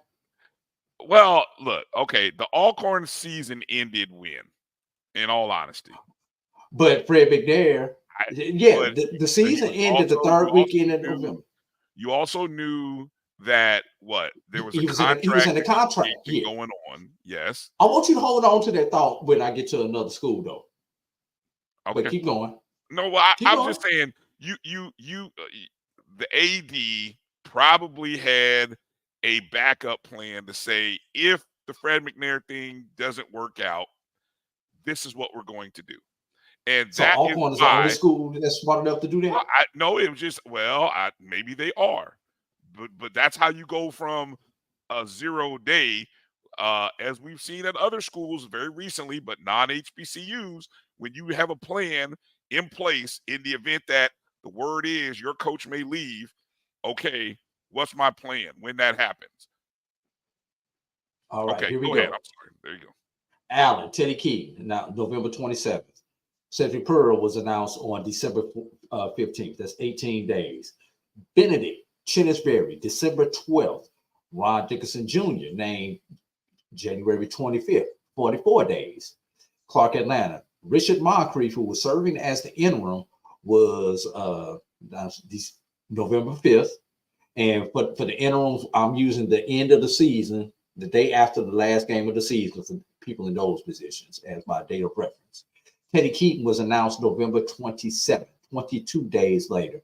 And remember, Willie Slater was fired on October 3rd. So they already should have been working on it because they had a whole month lead up before they let the interim go. Florida A&M, Willie Simmons announced December 31st. James Cozy will be named tomorrow. So I'm keeping that on the clock until they had that press conference. I'm keeping James Cozy on the clock. Hugh Jackson, November 28th. Nikki Joseph, December 18th, 20 days. I take that back. That was less than 3 weeks. Lincoln of Missouri, Jermaine Gales, December 11th. Moses Harper was announced January 17th, 37 days. Morehouse, Gerald Wiltshire, November 6th, which is the day after the season ended, and that job is still open. For those doing the math, we are at 83 days and counting at Morehouse.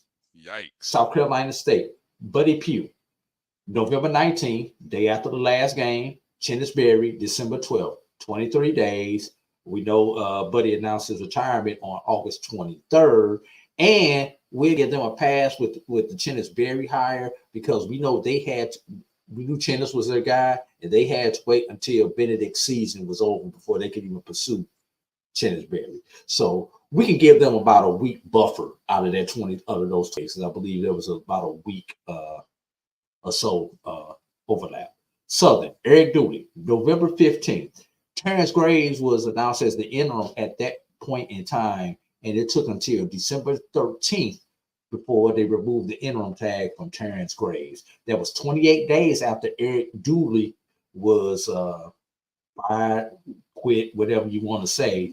But we also throw in the caveat with that, 18 days after the Bayou Classic.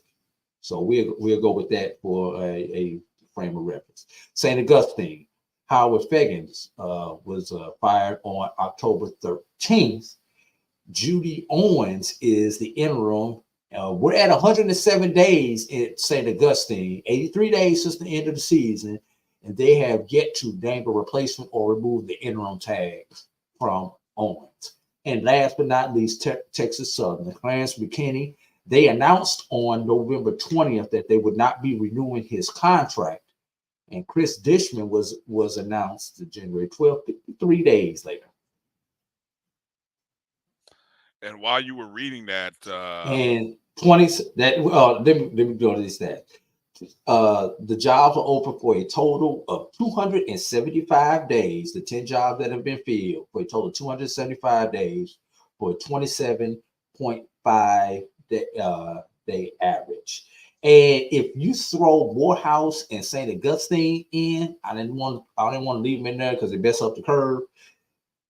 465 days our institutions have been searching for a head coach. Right now, that's 38.75 days and counting until those two jobs are filled. Go ahead, Bryan. Well, okay, so and I'm just going back and looking, and it makes sense. I mean, I think everything, everything you said, but I also think, given what Kelvin said about the resources, you are playing a game of finding your guy, and I think also what should be considered is how many of these programs were really you got programs where you had coaches retired or stepped away, as in the case of South Carolina State, Florida A&M. Florida, well, coaches retired or stepped away. Florida A&M's coach stepped away. Buddy Pugh retired. No, he took another job. There's a difference, He stepped away, Drew. He stepped away from the current job. Whatever the reason is, he stepped away from it voluntarily. Chittisberry stepped away from his job. Teddy Keaton stepped away from his job. They didn't take another head coach to take another job. Okay, but not three of those people on that list left their current institution to take a job at another institution. All right. 2 of them in the head coach role. 1 of them is an assistant coach. The only person who we knew was leaving was Buddy Pugh, because he announced his retirement before the season.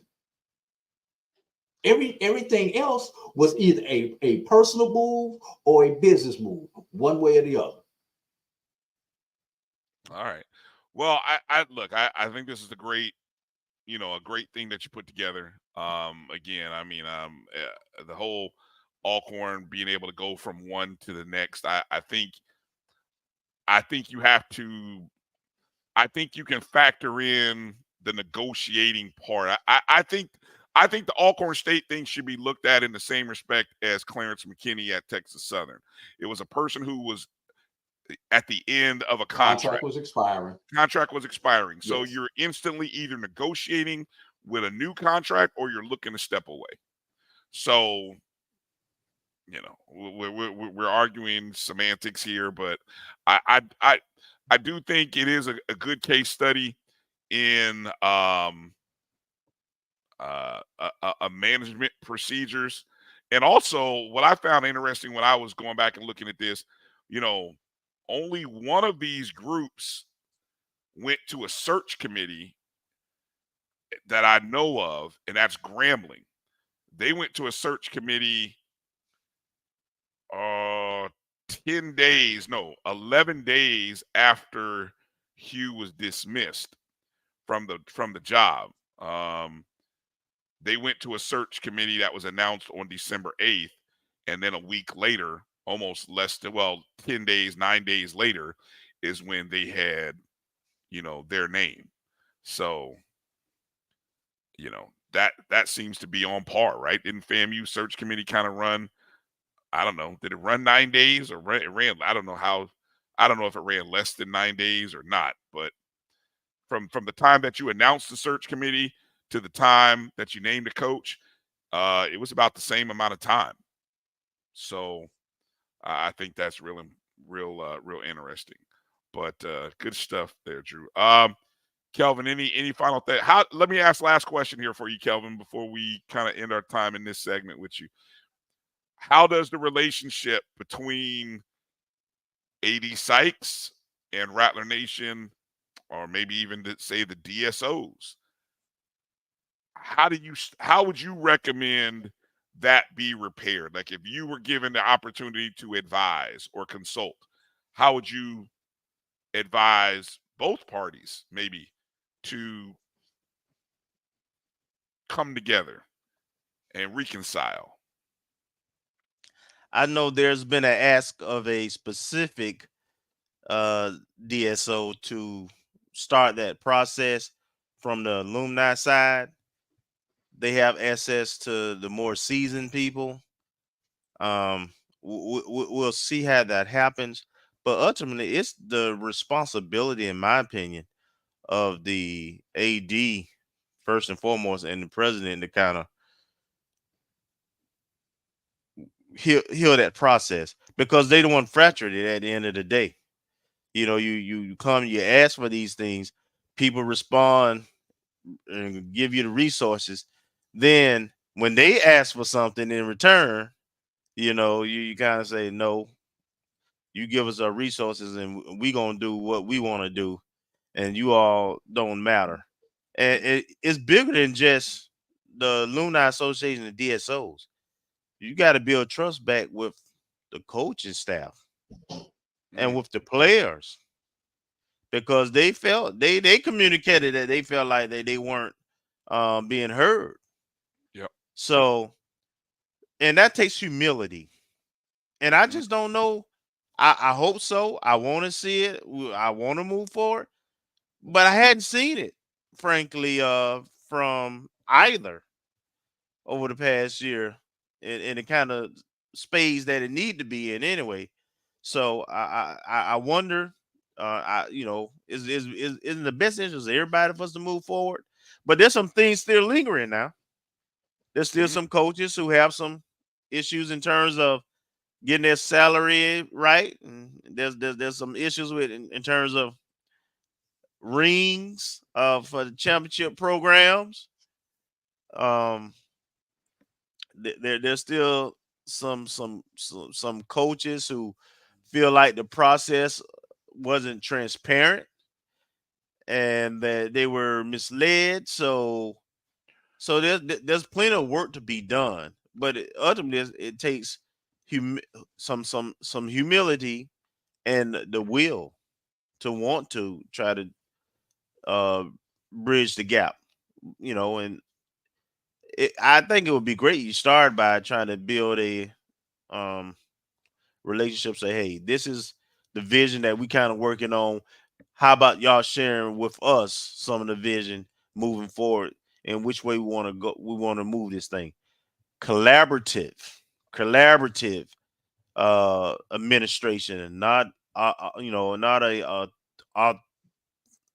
authoritarian or authoritarian type approach is going to work. And and frankly, you're just going to have to take the hits.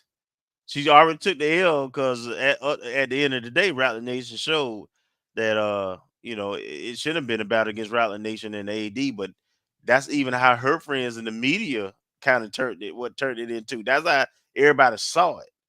The AD against a whole daggum university fan base, yeah. Yeah, and that's unfortunate.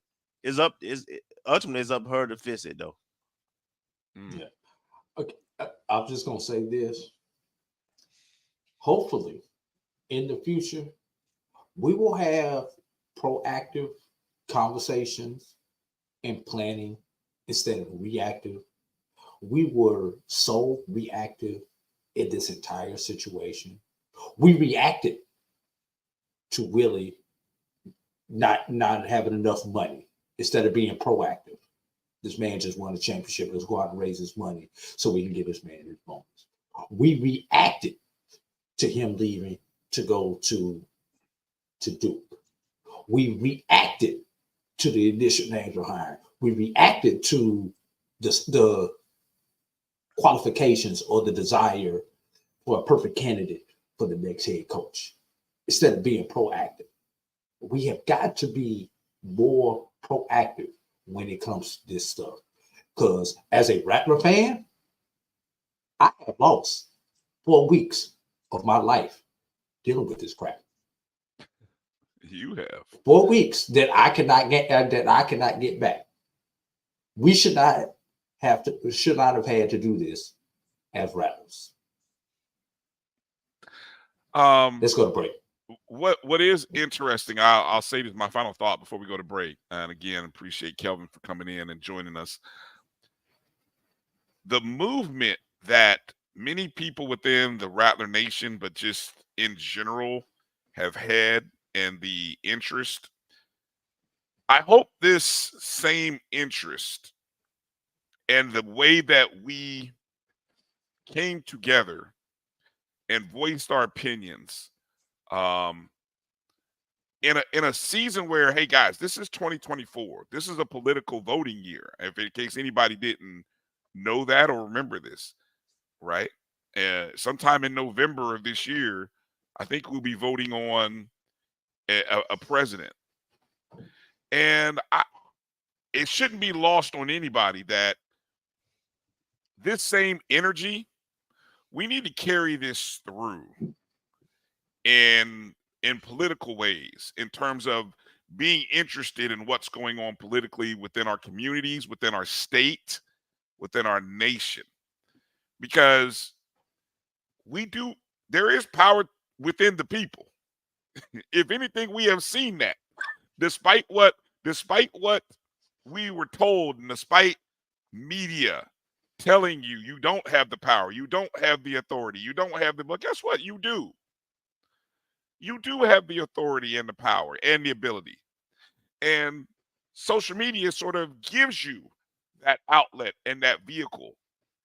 And so I hope that, and it would be great if it's a great opportunity for some political interest, party, group, individuals to really connect with a group or a fan base or different groups of people and connect with them, right? Because I think I don't know if it's the right way of saying, but we could be going backwards. I don't know if that's the right way of thinking about it in November, but we got to be very careful. We got to be very careful.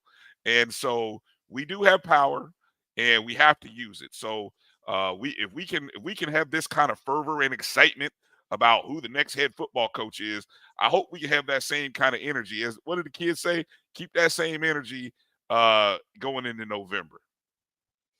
Man, I ain't seen so many rattlers together since they was giving away food on the set on a Friday. Man. Hey, look, I'm telling you, man, we can be a powerful voting block within the state of Florida and this country. Hey, just saying. I'm just saying. All right, Kelvin, hey, appreciate your time tonight. Again, make sure to join Kelvin and myself Wednesday night, along with Marcus Green, Wednesday night, 8 p.m. Eastern, right here on the Black College Sports Network for the O&G Strike Zone. We'll talk more details. The press conference for James Colsey being announced as the 19th head football coach of Florida A&M will happen Monday afternoon. We'll talk about that, more other stuff, all these other kind of topics related to FAMU that so many of you folks are interested in. Hey, Brian, I just want to say one thing real quick. Please, I see there's a conversation about the coaching staff specifically. I think we have a chance to keep everybody together. Their relationship is good. These guys have worked together 2+ years, and they have great relationships. So there's no friction or no trust issues. As a matter of fact, I would tell you there's a full court press to make sure everybody stays. That's where we're unifying right now and trying to get this chip again. So that's where we at. The power of the people on full display. Well said, Kelvin. So hopefully we'll have some more news. If you want to find out more, make sure to come join us, the O&G Strike Zone, Wednesday night, right here on the Black College Sports Network. All right, Kelvin, appreciate your time tonight. We're going to take a break, come back. The SWAC schedule got released, the football schedule, so we know when and who's playing who and what time they're playing. Well, maybe not what time, but we know where, when, the schedule. We'll talk about that. And we got a ton of basketball notes to talk about. So I don't know how we're going to get through all of it and still get out of here in a timely manner, but we're going to try our damnness. You're watching exactly. You're watching the Sports Wrap right here on the Black College Sports Network. We'll be back in just a moment. Supermarket sushi, really? No. Wait, Troy, you work here? I'm never not working. Like Head & Shoulders Scalp Shield technology, up to 100% dandruff protection, even between washes. Never not working, huh? Oh, Troy, you're such a good teacher. Yeah, I know. Never not working. Never not working. Never, ever not working. Are you serious? Never not working. Dandruff protection that's never not working. Head & Shoulders Scalp Shield technology. It's never too early to plant the seed, to share the tradition, and instill a sense of pride in your HBCU with your little ones. HBCU Pride and Joy Children's Boutique helps you share your school spirit with a wide selection of adorable kids apparel and accessories officially licensed from your favorite HBCU. Visit hbcupridejoy.com and follow us on all social media at HBCU Pride Joy on Facebook and Twitter. This is Brian Fulford. A.D. Drew and I are co-hosts of the BCSN SportsWrap. We talk about all things related to HBCU athletics. From the games, teams, coaches, and fan interest stories, we cover it all. You can find our shows on Facebook at BCSN SportsWrap, YouTube at MyJBN Online, and everywhere you listen to podcasts like Anchor, Spotify, Google, and Apple Podcasts. You can also find the show on the Jericho Broadcast Network's app. Make sure to download. We look forward to you joining the conversation and being a part of the show. You're looking for the latest information on Southern University sports, the Southwestern Athletic Conference, and HBCU athletics. There's only one place to go. Tune in to the Carlos Brown Show, exclusively on the Black College Sports Network.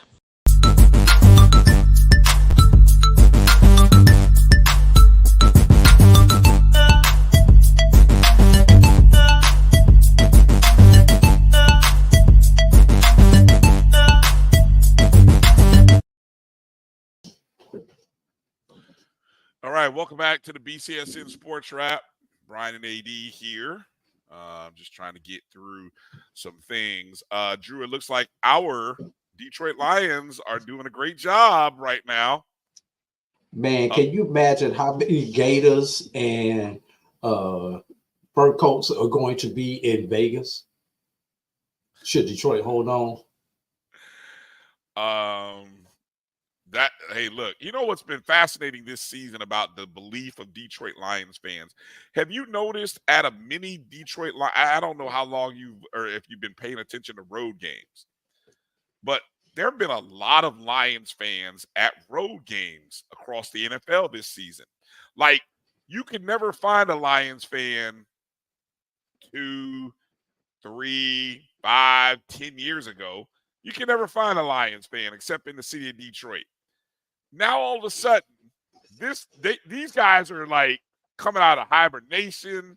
I mean, it's ridiculous how many. I mean, I'm happy for them, because just like Pistons fans back in the day. As who? With who? Pistons fans, Detroit Pistons. Oh, fans. Exactly. Yeah. I mean, you forget that Detroit is a big city. You forget how big the state of Michigan is, and that there's a lot of Lions fans that have just been dormant. And now they're out. And I mean, really, they've like gone to places and they have invaded cities and stadiums. And it's going to be interesting to watch should it turn out to be a Lions and Chiefs Super Bowl. I mean, I know, look, we're here early. It's coming up near a couple minutes away from halftime. But I'm gonna tell you where some of it come from, especially for a lot of fans that look like us. People leave Detroit and move south, and they don't claim Detroit again until something good happens. Same thing with Chicago. Same thing with Chicago.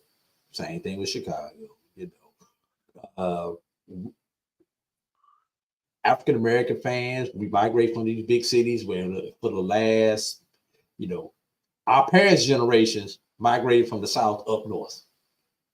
Now, our generation and our kids' generation are migrating from the north back down to the south, because the south tends to have more opportunities right now, especially Atlanta is the melting pot. And when you get to these places, Atlanta, New Orleans, Los Angeles, et cetera, Charlotte, Miami, Orlando, down in the south, all the people who, if they're not from there, their parents are from Detroit or lived in Detroit, and their family decides to come back out. Brian, you're an Indy fan, correct? I am. No matter what, you're Indy fan. I'm still the St. Louis Cardinals fan. Yep. So baseball Cardinals. Yes, baseball Cardinals. Because you are no longer an Arizona Cardinals fan who formerly were the. No, I'm a Kansas City Chiefs fan. When the St. Louis Cardinals moved to and became the Phoenix Cardinals, we had two choices: Chicago or KC. I became a KC fan. Yeah, Walter was gone, so that was the next team. If Walter would have been around still, I might have went with Chicago. But Walter had just retired, so I became a Chiefs fan. Yeah. There's another Dallas-Fort Worth. Edwin said a lot of Detroit people in Dallas-Fort Worth area, probably Houston also, if you're talking about in the state of Texas. That's crazy. And like I said, you don't really get a sense of it until you see these games, and it's just something that I've noticed this year. Steeler fans have a great reputation of being in everybody's stadium. Bills fans have started picking up that reputation as well. They're at everybody's stadium. And I just noticed this year that, doggone, man, the Lions fans are everywhere, buying up all the lower bowl seats, drinking up all the good liquor. I mean, you know what I'm saying? Lions fans are everywhere. But I tell you what. See, here's the thing, Brian. If you've been a Lions fan since Barry Sanders has retired, yeah, and that's probably the reason why a lot of those people are Lions fans, because of Barry Sanders and that's the key was. Just like Chicago, a lot of people became Bulls fans because of Jordan.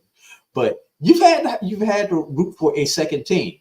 Now you can go back and root for your original team. You can pull out, you can go buy some gear. I bet you the sales numbers on Lions gear is been outrageous this year. They probably will have the largest increase percentage-wise in the NFL this year. Oh, I easily. Yeah. It's sexy to be a Lions fan again. It is. And trust me, I remember those years as a Colts fan. It's funny, still even being a Colts fans now. A lot of people's origins with being a Colts fan started with Peyton Manning. Now for me, I was in Indianapolis when the team came, so I'm one of the original '84 Mayflower rolled in from Baltimore Indianapolis Colts fans. But I love everybody. Whenever you became a Colts fan, hey man, great. Hopefully one day we'll get back to our winning ways. But yeah, so you talking about Calvin Johnson, Edward Moore? Yeah, Calvin Johnson. I think you probably have more people that were Barry Sanders, because Barry Sanders was a GOAT. I mean, he was Billy Sims. Billy Sims. But see, that was a whole 20 years before Barry Sanders. See, 10 years. It was only 10 years. Only 10? It wasn't even quite. It wasn't even 10 years. Wow. Billy Sims, I believe, retired in 82, 83. He came out of Sanders. Right. And Barry Sanders came in 87, 88. Yep. Out of Oklahoma State. Don Hipple, Rodney Peete, Andre Webb. That's how you know. That's how all those names. We remember all those names, right? We remember all those names. Okay, let's do this. Let's show. There it is. The 2024 SWAC conference schedule came out. Thankfully, thank goodness, the SWAC finally released it. I think they were waiting on schools to finish their schedules, and that's why the SWAC didn't release it. Of course, from our perspective, with Kelvin and I and Marcus, we kind of knew some dates related to Florida A&M, and I think we were kind of just waiting to kind of figure out where FAMU was going to play Valley. I don't know how much of studying of this you've had a chance to have here, Drew. Is this your first time really kind of looking at the matrix or looking at the schedule? Looking this deep at the matrix, I've looked at some of the individual graphics that everybody put out. And shout out to whoever worked in the SWAC media department for putting out those individual school graphics. All of those were on point. So I want to shout that person out. But yeah, I've seen the chart, but I haven't studied it, Brian. But what is your question? Well, no, I'm just curious. One of the things that I want to try to do later is maybe kind of look at, and we'll do this. I know we've done it in the past. We'll kind of look at strength of schedule and kind of figure out who has the tough games, the tough spots. One thing I will say, and I'm just giving from a FAMU perspective, this is going into year 4 of the realignment. Or the, yes, okay, expansion. So the expansion. Thank you. That's a better way of saying it. And I know the first 2 years, Florida A&M had Grambling and UAPB. That was the 2 teams from the West. Right. This year and next year is Texas teams. Last year and this year were the 2 Texas schools, right? Right. Now, because of the fact that Southern is one of our designated rivals out of the West, we have yet to play Alcorn. So, obviously, we didn't play Alcorn in the SWAC championship game. But next year will be the first time that we play Alcorn, and the year after, it'll either be a home and away. And I've been told that there's a 10-year matrix that was created previously. Right. 10-year matrix. So I'm kind of curious if Southern is already one of the how will that work? And maybe I hate to ask a future question, but I guess I'm looking at trying to say who hasn't played somebody yet. Like, I mean, really, it's just the Bethune and. I mean, everybody will have their problem next year, Brian. When the schedule rolls over, okay, you will have that one team who you haven't played, and then that because you're replacing that second team because that's a permanently locked game. So I'm going to assume that you're going to roll over to whoever team 1 is on your matrix, on your Western Conference matrix. So for us, that would be either UAPB or Grambling would be that. And then so now, and I'm just guessing on this, so I'm guessing the Texas teams would be split down the line on the second go around of this schedule. I do find now, I'm trying to see, these are games. I do find it interesting when I look at, hey, who has tough starts? Obviously, you see the gap. There's 831, which is week 0. No, I'm sorry, week 1. Week 0 is 824. So 831 is, you see, you got the Labor Day Classic between Prairie View and Texas Southern. Okay. And then you don't have another SWAC versus SWAC matchup until September 21 when you have Southern and Prairie View. And then you kind of get the season going the following week. And so if I'm looking at, hey, your first three opponents, man, those are going to be tough. Take a look at Alabama A&M's first 3 opponents. And we talk about, hey, it is what it is. A coach on the hot seat. How would you like to be Alabama A&M and Connell Maynard, where you have to travel to FAMU, travel to Jackson, host Bethune, who I feel like, Drew, for the last year or two, we've said Bethune might be a sneaky team. I got a feeling Bethune is going to be a pain in people's sides this year. This is the year where I think Coach Woody and Bethune really become a pain in people's rear, especially in the East. But that's a tough 3-game stretch. Any other tough 3-game stretches that you see off the bat that are kind of like, that's going to be tough? How about Bethune? And if I'm reading this correctly, they travel to Southern, they travel to Texas Southern, and then have FAMU in the OBC to close out the season. Wait a minute. Who is that again? Bethune. Oh, okay. I was saying OBC. I meant the Florida Classic. Florida Classic, yeah. I meant to say Florida Classic. You're talking about the 5 games. Oh, I saw that too. 5 games in 4 weeks. Those 5 games in 4 weeks. Yeah. But those last 3 for Bethune. Go even further outside of the last 3. How about the last 5? Oh, the last 5 were tough, but the last 3 on the road, 2 on the road, and then the neutral site classic. Yeah. Okay. That's a hell of a stretch right there for any team. And let's look at Texas Southern. Hello, Chris Dishman. New job. I mean, you got Southern, by Grambling, FAMU, Alcorn. Three of those 4 are on the road. But you got a bye week in front of them, though, which gives you that extra in front chance. Of one of them. You've got Southern. Bye. Well, Brian, we say bye week.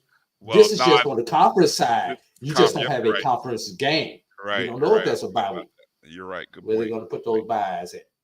Good and point. Here's the other thing. How many people will actually play 12 this year? Yeah, because you everybody have the option for the 12th game for the next 2 years. So who will play 12 versus taking that second bye? And will that make a difference? That's the one thing when the full schedules come out for everybody that I want to look at. Who plays 12 versus the second bye? No, you can still get 2 byes out of the 12 weeks because technically the college football not unless you play week 0. Well, okay, which FAMU does. Right. That's why FAMU has the 2 byes because we're playing week 0. But if you're playing a traditional season, you still only have the 1 bye. Well, wouldn't it be advantageous of you to try to go out and schedule week 0 next season? But those week 0s have special stipulations. Okay. Week 0 has to be a nationally broadcast game, and it's like 3 factors that allows you to play week 0. Gotcha. Yes. Edwin, I think Edwin had pointed out, going back to Alabama A&M, that their first 4 conference games are all East Division. So it's like you know where you're going to stand in the East by the first weekend in November, right? Which I don't know if that could be good or bad. But what I do like the fact is that the SWAC schedulers did a great job with the schedule for the last 4 weeks of the season, where you get everybody playing each other in November, and I think where it matters, you've kind of had this long season. Yeah, I was gonna say the only time that last week is the one that they hold over for the Bayou Classic. The Bayou, right. But I think you'll kind of know. Obviously, you're gonna watch the East matchups be decided. All in a couple of places. Although kind of what's interesting is when you look at it, if you just think about the contenders, Alabama State only it's a lot of East versus West matchups going on in that last 4 weeks. Because in those last 4 weeks, Alabama State plays 3 schools from the West. FAMU plays 2 schools from the West. Which I don't like. Yeah, me neither. I don't like that either. Now that I'm looking at it, Jackson State plays 3 schools from the West. 2. Yeah. Alcorn's from the West. No, they only play the last 3 weeks. No, the only school they have from the West. 2. They play in November. They play 2 West schools. They play UAPB and Alcorn. 2. Yep. So they've got 2 there. If you want to consider Bethune a potential contender, hell, Bethune's got 3 from the West. So, but let's flip this. What that will do is that will already let you know where you stand as far as tiebreakers go going into those last couple of weeks. Yeah, that's true. Because one of those tiebreakers is division records. Well, a lot of these teams will have finished off their division schedule going into those last couple of weeks. Correct. Hey, let's look at somebody with the opportunity to get off to a good start, Brian.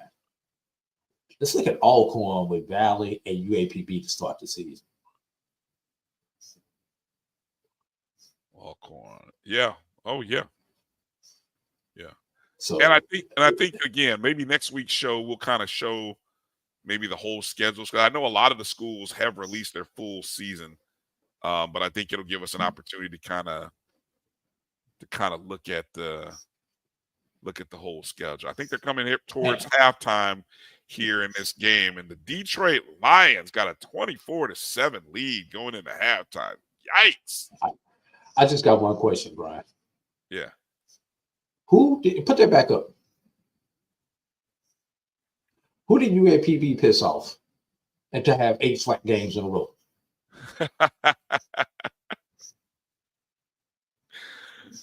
Bethune only one step better. They got 7 in a row.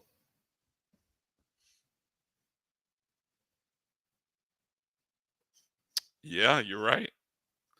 Yeah, they've got 7 in a row. Is that you have the 8 in a row for UAPB. Everybody else's is broken up. 7 in a row for Bethune. Everybody else is kind of broken up somehow, some kind of way. And I think Prairie View got the best of it when it comes to the conference schedule. Yeah, they got 3 coming out the gate, but then they get away from SWAC competition. Then they got 1, get away from SWAC competition, and then they got those 4 in a row. Good stuff. Okay. Let's quickly kind of hit through some basketball news and notes, Drew, because I've seen a couple people talking about it, and I know we got a litany of notes here to go through. We'll kind of just hit with before we kind of go conference through conference, just the bigger headlines. Oh, that reminds me. Do you want to try to pull up that tweet from Mo Carter's account? Well, actually, do this, Drew. You see the notes. I'm gonna pull the tweet up, and you go through those first couple bullet points there, through our basketball notes. All right. While I get that ready. Let's start off with our independent team, North Carolina A&T, and the women basketball are tied first place in the CAA. They have won 5 straight and 8 of their last 9. Actually, add one to that. They beat Elon today. So today, okay, so 9 of 10, 6 in a row, 9 of 10. And they're probably and I don't know. I know we got some Aggies in the chat. They might even be in solo first place. Who knows? Right. And 4-game road winning streak. Tennessee State. Hey, how about them? Let's not forget about the Tigers. They have won 4 in a row, last 2 on the road, and their next game is against Morehead State Thursday at home, and that game will be on ESPN Plus. And I talked about it earlier today. If you missed the end of the Tuskegee Miles game, a game where neither team ever had a large lead in the game, I don't think any team was up by more than 2 possessions from what I remember watching of that game.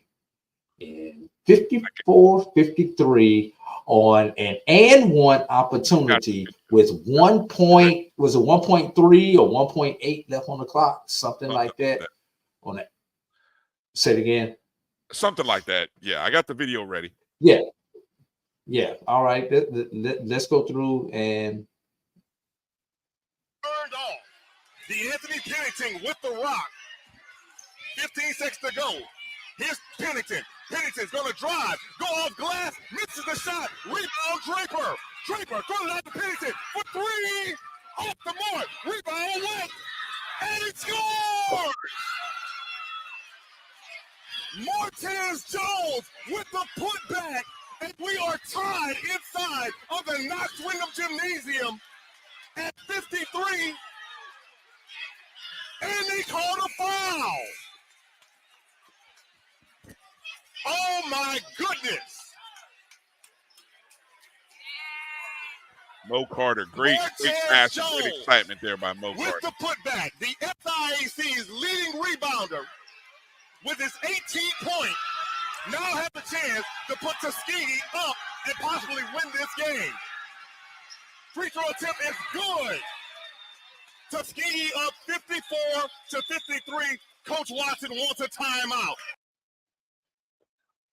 All right. Can I throw my 2 cents in on that? Please. Just a FYI, I coached Martez Jones in middle school.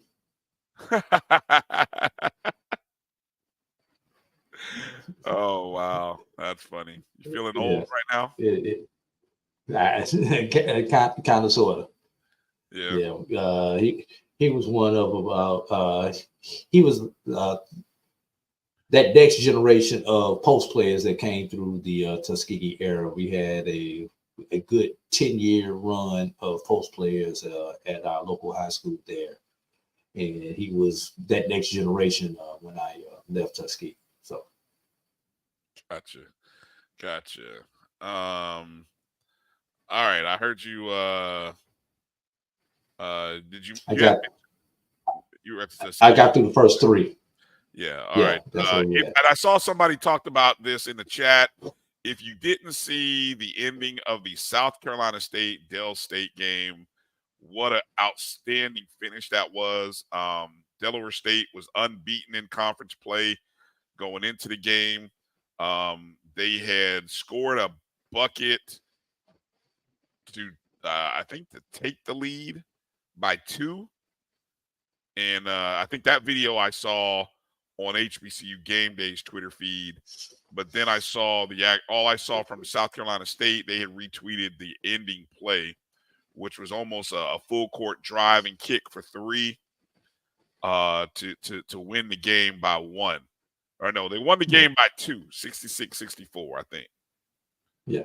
And speaking of games ending crazy, if everyone would go back to Monday night's game seen right here on the Black College Sports Network, women's basketball, Clark, Atlanta, and Savannah State. Oh my God, talk about the most controversial ending that I have ever witnessed in basketball. That had to be top 3. Describe it, because you didn't tell me about this. You know, Yes. I got a busy life at my school, so I must have missed this. Yes. Savannah State was down a point. I do believe. No, they were down. Yeah, they were down a point. And Nia Allen for Savannah State drove to the bucket. Horn goes off. From the video, the ball was still in her hand. Me watching the raw video, and I was watching the game live right here on the Black College Sports Network. They decided to count the basket. And there was the meeting of the minds of the referees. You've got both teams on the court, still waiting on the decision, because the coaches, they're going back and forth with the coaches. They changed the call, literally, Brian, 5 times. First, they didn't count the basket. Then they did count the basket. Then they said it was a foul on the play, making it an and 1 opportunity, which means they have to put time back on the clock and put Allen at the line. Then they took away the basket and said she was fouled, which would have been, since Clark was in the bonus, which would have been 2 shots to tie the game. Finally, after all that, they counted the basket and got the hell up out of there. And South Carolina State won. I mean, not South Carolina. Savannah State won. Savannah State, yes. Well, as an official, you are an official. I love hearing. What do you think? Who gets to make the final call in that? Yeah, I know you're meeting as a group, but isn't somebody like the head person who gets to really kind of make the final call? All right, and now I'm gonna try to get technical without dirtying you out on this one, Brian. Please, yeah. In college basketball, the C official, the center official, always has the clock. So if you think about for the layperson, they work a 3-man rotation. You always have 2 on one side of the court, and then you have one person over on the other side of the court by himself or herself. That person over on the court by themselves has the clock. They're the primary person on the clock, with the trail official, that's the one closest to half court, being the second person on the clock. And that person only comes in and helps out if the ball is in the C official's primary. That means if the drive or whatever the shot came from them, because they need the referee to play and not be refereeing the clock. And the lead official, that's the one on the baseline, should never have the clock, should not have an opinion on the clock. So that's it in a nutshell, Brian. I hope I answered your question. All right. Yeah, you did. You did. Blue Jacket for Life gave some clarity on that situation. I'm glad for that, because we weren't able to bring that off the call. Yes, they did count the basket after the buzzer, Blue Jacket for Life. But he says Clark refused to come back out on the floor, so the referees left. So, and so that explains the game was awarded to Savannah State. Yes, that explains why they never shot the free throw for the apparent foul. So, but my thing was, if there was a foul, from what I get in Blue Jacket for Life, if you were there, you may be able to clarify this for me. I think from what I picked up, they actually called the foul before the shot, which means those 2 points should have came off of the board. I never saw the points come off the board watching the video. Now, you were there. You may be able to clarify that differently for me. But if the foul was called before the shot, like I said once before, the points come off the board, and she goes to the line for the 2 to tie the game. All right. But here's the problem with all that, Brian. SIAC is one of the few conferences out there who do not utilize replay at that level. That's the problem. All right. Yeah, I guess Edwin said, can you refuse to come back on the court? I guess so.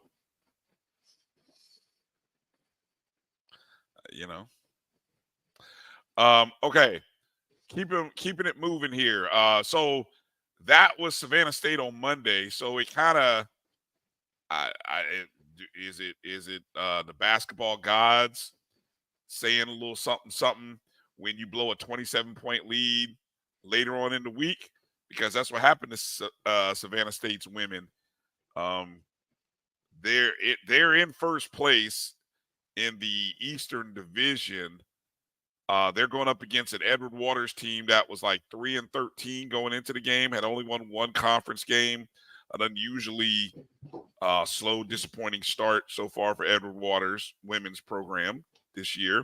But that program, Coach Charmaine Wilson, she's a fighter, and that team was down 27. Might have been the greatest comeback this season, Drew. I don't know. We'll kind of look around this year and keep tabs and say, did anybody else come close to coming back from a 27-point deficit to win? And that's what Edward Waters women did the other night. They won 70-69 against Savannah State. So shout out to Coach Wilson and Edward Waters for that. Over on the men's side, Benedict College, their men's program is still ranked number 15 in the media and coaches poll. They are the only HBCU ranked in Division II. There are a couple of men's teams that are ranked in the NAIA level. Of course, you have the number 2 team in the country, Langston, who the last rankings had Langston at 15-0, but Langston is actually 19-0. They have won 19 consecutive games. Again, 19. What was their start last year? What was the start that Coach Wright got off to last year, Drew? I want to say it was 18, and then they dropped one, and then they reeled off the rest of those victories. Yeah, shout out to A.D. Campbell there. Yeah, Coach Wilson. She's a great lady, man. Love always getting a chance to talk to her. And I didn't know she was at South Carolina. Was she a South Carolina State?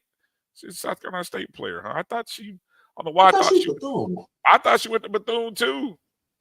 Yeah. Okay, but hey, so be it. So Langston is number 2. Florida Memorial is actually ranked 16th in the nation. They are 14-2. And then Xavier, Louisiana, they just recently dropped out of the top 25. So there you go. Here's a team that you might want to start paying attention, Drew, that I had no idea was having this kind of year. How about Texas College? Texas College is currently on an 8-game winning streak in the Red River Athletic Conference, sitting in second place, 15-5 overall, 11-3 in the conference. Texas College. We rarely talk about Texas College because, you know, they because the only team we ever talk about in the Red River is Xavier. Yeah, but guess what? Xavier is actually 3rd in the conference standings behind Texas College. So shout out to Texas College, man. We have to keep an eye on them here over the next few weeks. Florida Memorial, again, their men have lost 2 of the last 3. I got a feeling, Drew, they're going to be, even though they were mid-16s, when I think the new rankings are coming out Monday, having lost 2 of the last 3 games, they might find themselves out of the top 25. It's a long drop, though. They'll probably fall to like low 20s or high 20s, I guess. Well, there were a couple of, I'll follow the NAIA probably more closer to you. There were a couple of teams in the top 25 in NAIA who took some L's this week. Okay, so they may be able to stay in. They'll stay in.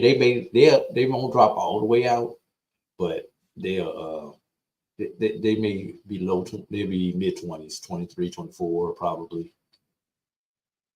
Right. Edwin asked, what conference are Rust and Tougaloo? They are in the GCAC.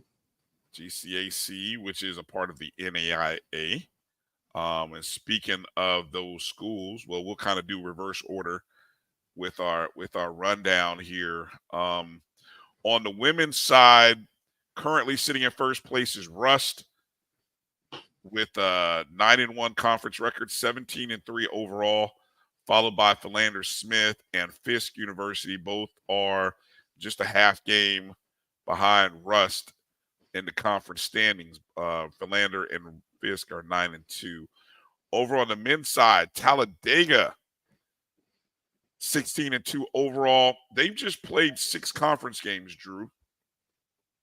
Kind of interesting compared to Philander and Tougaloo, who are both, Philander is 11-2, 15-5 overall, and Tougaloo is 8-2 in conference, 16-4 overall.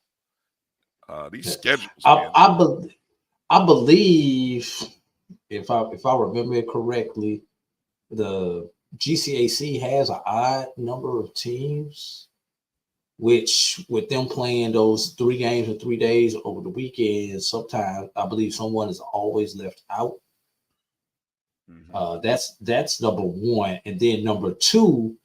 A lot of the teams, instead of playing the pod, those who are geographically close to each other will play each other during the week. Okay. And not wait for those pods on the weekend. So that may be that's another thing. And I think Talladega, outside of Fisk, I don't think there's another team that's geographically close to Talladega currently in the GCAC conference. Pistons about maybe 3 hours. So that might be the only opponent if I'm a Talladega that I would play on a weekday without making one of those real road trips. Mm-hmm. A couple other NAIA schools that we want to give some love to. Stillman College, their men's basketball team, they're currently in second place in the Southern States Athletic Conference. Isn't Stillman supposed to be moving conferences? Is it next year? They'll be moving to the GCAC next year. Gotcha. Okay. So, but also throw something interesting. Stillman is hosting this year's GCAC tournament. All right. Well, figure that out. Yeah. So Stillman's men, they're currently in second place in the conference. 9-3 conference record, 12-7 overall. They recently lost to first place Tennessee Southern by 15 points, but then they came back and won their games on Thursday and Saturday. And this upcoming Thursday, they take on the defending national champs, Loyola University.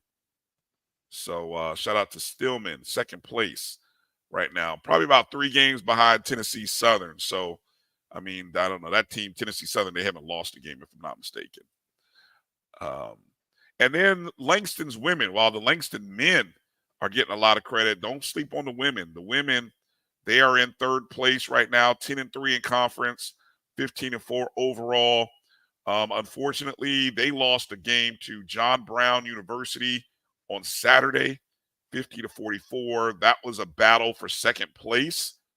And they've already, last Saturday lost to first place Wayland Baptist. So, and they don't, looking at the schedule, Drew, they don't play either of those two again. So if they are going to, well, and they got a tournament. So, depending upon where the seating is for the Sooner Athletic Conference. But Langston's in a good spot. Good spot.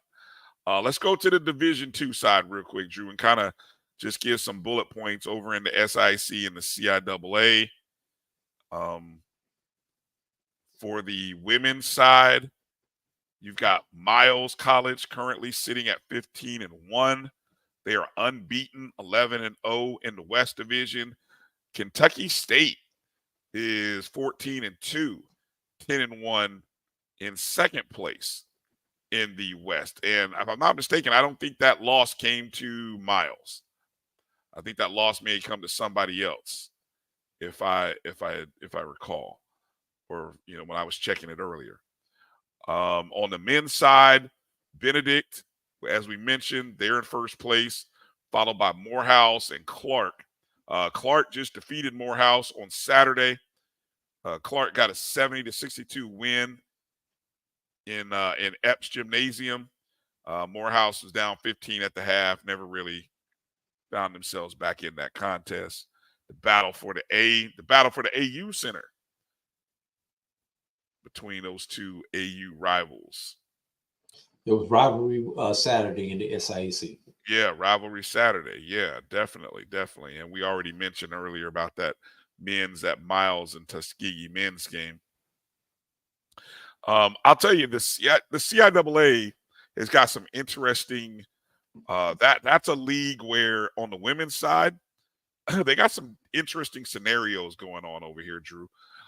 Because the CIAA, in terms of how they do standings, it's not always this conference play, but it's what you do in your division, right? So you got Virginia Union currently in first place. They're 3-0 in division, but they have the second best conference record.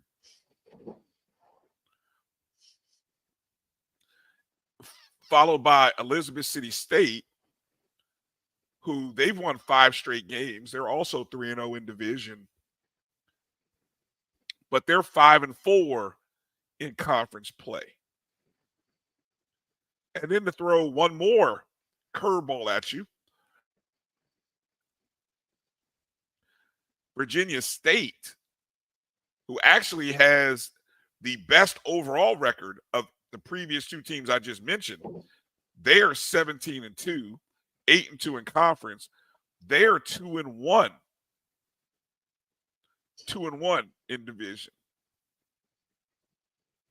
No, Edwin. I'm holding off on my drink. I'm hoping I can get back to my moonshine here as we finish off this stuff. I'm gonna let Drew talk about the men in a second. Also, so that's the northern side. Watch this. On the southern side, you got Claflin, who's won 7 in a row, sitting at 4-0 in the South. Fayetteville has a better overall record at 16-2 and a better conference record at 9-1. But guess what?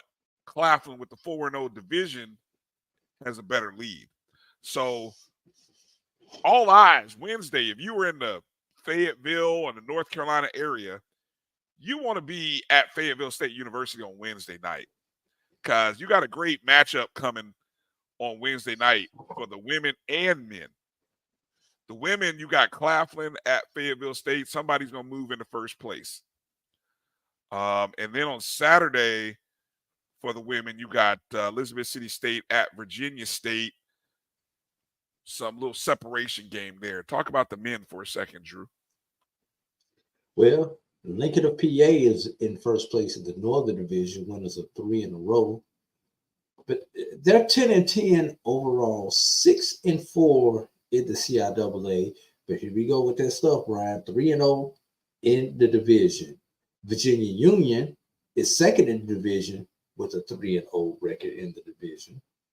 Claflin, 10-6, 7-2 in the CIAA, and Fayetteville State, who are 11-9, 6-4, are tied for first in the Southern Division, both at 3-1 in the division. And like you said, Brian, the matchup of the week is going to be Claflin and Fayetteville State in the CIAA. Game of the week showdown in the CIAA. All right, real quick, MEAC and SWAC things to kind of pay attention to. Jackson State have won 6 games in a row. The women currently sitting at 11-6. They got a win over Bethune-Cookman Saturday, 81-65. They're traveling over to FAMU. They're gonna get a dose of pressure from Coach Pressure. I'm not calling it an upset, Drew, but I won't be surprised to see FAMU push Jackson State to the edge on Monday night. So, I might need more than the Halls, Edwin. I might need more than the Halls. I guess put some Vicks on your chest, Brian. You remember the old school? I really don't have a sore anything. Nothing is sore. It just is a dry throat. I've just been talking for a minute. Okay. Battle for second place is also taking place Monday night. UAPB at Grambling. You got the top 2 offenses in points scored. So if you can find a line on that, take the over. That's just my suggestion.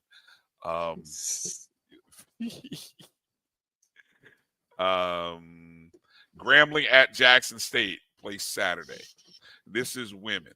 This is the women's matchup again on Monday night. UAPB at Grambling, and then Grambling at Jackson State on Saturday. Over on the men's side, your leaders in the conference are Bama State, Alabama State, and Grambling.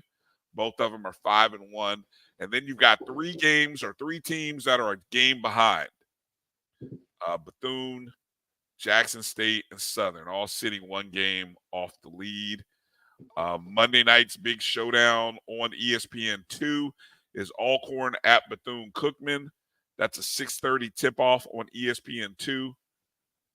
And then on Saturday, you've got Grambling and Jackson playing in Newark, New Jersey. I think that's that somebody's classic is happening up in Newark. I think that's the one that Michael B. Jordan does. You've got Bethune at Alabama State and Southern at Alcorn State. Over in the MEAC for the women, your first place teams are Norfolk State, Howard, and Coppin State, all with a 3-1 record, followed by 3 teams sitting at 2-2. The definition of parity, 6 teams all within one. It ain't but 8 in the league, Drew, but 6 of them are all within a game of each other. So there's your true definition of parity right there. Norfolk State handed Coppin State their first conference loss, 61-53 on Saturday. Monday night, all eyes will be at Coppin again as they host Howard University, 6:30. And over on the men's side, for the MEAC men, Norfolk State currently on a 3-game winning streak, sitting tied for first with North Carolina Central and Delaware State. Of course, we just talked about earlier Delaware State losing to South Carolina State at the buzzer. Well, hey, Del State, you get a rebound from that tough loss by playing North Carolina Central. Both teams are tied for 3-1 in the first place. Drew, that was all. That was everything, wasn't it? Yes, sir. Did you see my notes about the net rating? Any thoughts on those net rankings rather, for the men and women on the Division I level? Did you see that? No, I did not see that. Okay, I see it now. Yeah. Jackson State top 100 on the women's side. Yeah, am I looked at that right? A&T is 21st. No, what that is, that's the conference. So I did 2 things there. That's the conference net rating. That's the conference net rating. Okay. Right. And the reason I did that is because if A&T can win the CAA, I mean, there's a potential that A&T can end up as a 14? Maybe a 14. Possibly, yeah. Yeah. And on the men's side, nobody's really hitting on about anything. And looks like we're all looking at first 4 games on the men's side. But BAC, SWAC, and even if Tennessee State should happen to win the OVC, they're probably still looking at the first 4. Yeah, the conference ratings. If not a first 4, Tennessee State might get a 16. SWAC and BAC champion definitely are looking at the first 4. Mm-hmm. All right. A final couple of notes here, Drew. Any final notes you want to talk on? I don't know. You saw I put some stuff in there. I don't know if you wanted to talk on any of that before we get out of here. What you think about Hugh to Morehouse?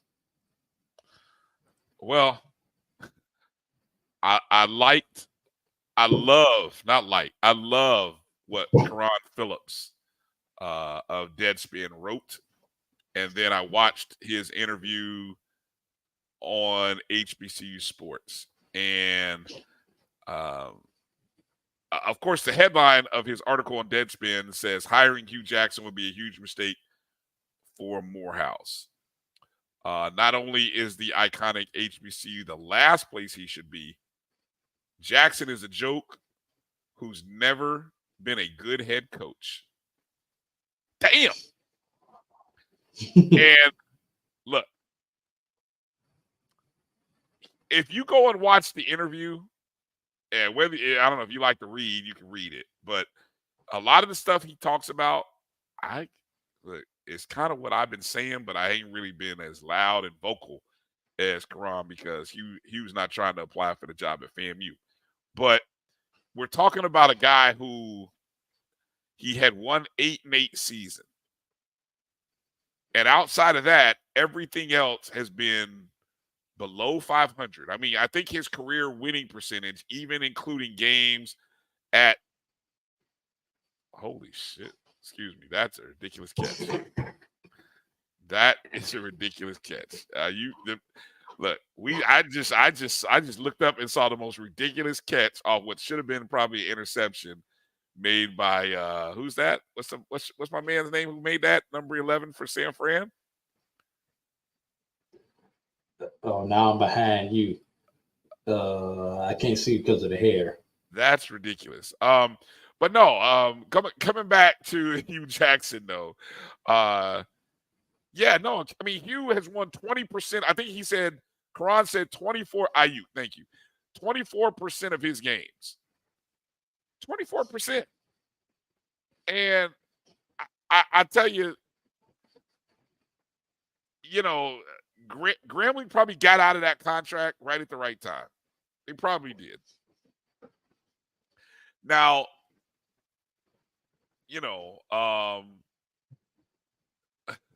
the article is again, we talk about having a voice and having a platform.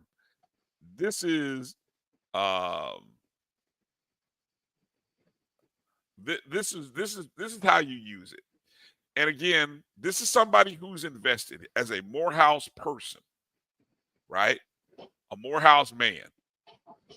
And he's recognized and he's seen some things that Hugh has done that are suspect.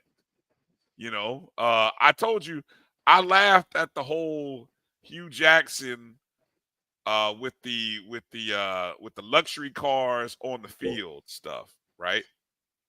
And I told you I remember seeing that and was like, boy, that's a bad copycat job of whatever is being done at Jackson State.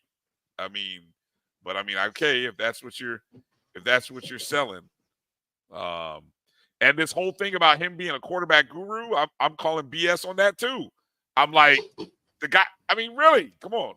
The guy had coach had who? He had who was his quarterback? Carson Palmer? Is that what he gets credit for? I've heard that. Sometimes we just throw around cute sayings because they sound cute. They really do. Quarterback guru, really? Who are his quarterbacks that he's been such a great guru that his teams have won greater than 24%? I can go look at the numbers, and I think, look, I'm not here to defend Karan, but you go read what he wrote or listen to the interview that he did on HBCU Sports. Hey, man. Hey.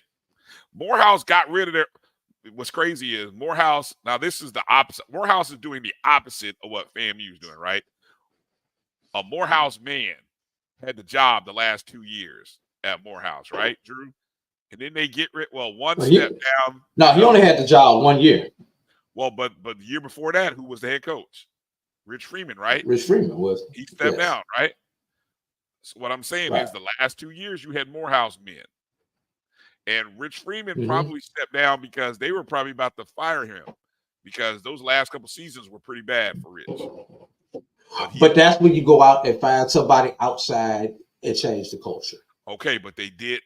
They didn't. They tried to go back to a Morehouse man, and then it got worse. But they didn't really support him the way they probably needed to, and so it turned out to be an S show. Now they're saying, hey, let's go get Hugh Jackson. Huh?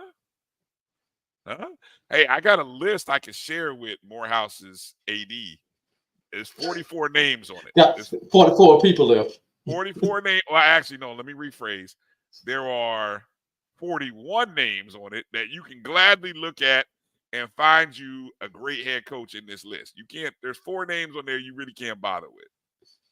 There's 4 names you can't bother with. But you can have one of them already has a head coaching job, and the other 3 you want we have a job that we're trying to keep. But the other 40, 41, hey, there's some good names. Hell, the search firm. You can borrow the names from I can give you the names from the search firm. They got 5 names here. I can give you 5 names. I can give you 5 names, Morehouse, that you can talk to. And you might get a discount since they've already done the work. Moving on. Allen University's athletic director, Jasher Cox. That's your boy, right? Yeah, that's my boy. Was honored by the Not Alone Foundation Saturday night at its 8th annual Diamond Awards. Cox was the recipient of 2024 Diamond Award for Excellence in Leadership, Philanthropy, Humanitarian, and Community Engagement. The ceremony was held at Morehouse College's Dr. Reverend Martin Luther King Jr. International Chapel in Atlanta, Georgia. The Diamond Awards are designed to honor faces and images of excellence in entertainment, corporate, and creative industries for their professional accomplishments and contributions to society on a local, state, or international level. Previous recipients include former Clark Atlanta University President Carlton Brown, former Morehouse College President Dr. John S. Wilson, actress and musician Queen Latifah, and Star Wars filmmaker George Lucas. So, great job there by Josh. Two more things. The Andre Dawson Classic has been moved to Jackie Robinson Complex in Vero Beach, Florida. That's the one that was held, I believe, in New Orleans the last couple of years, if I remember that correctly, Ryan. Yep. Okay. Yeah. And last thing before we get out of there, Brian, you got that hype video queued up for Edward Water softball as they begin their ring. I've got the video. I didn't. Oh, hold on. Let me. You didn't queue up the video. Let's go to the picture at least. Here's the picture of the team, and I do have the rings. I'll pull up the video here in a second. Edward Waters won the SIAC championship last season, and they were awarded the Black College Sports Network's softball named Black College Sports Network's softball Division II national champion. Yeah, these rings are pretty dope. Back-to-back national champs.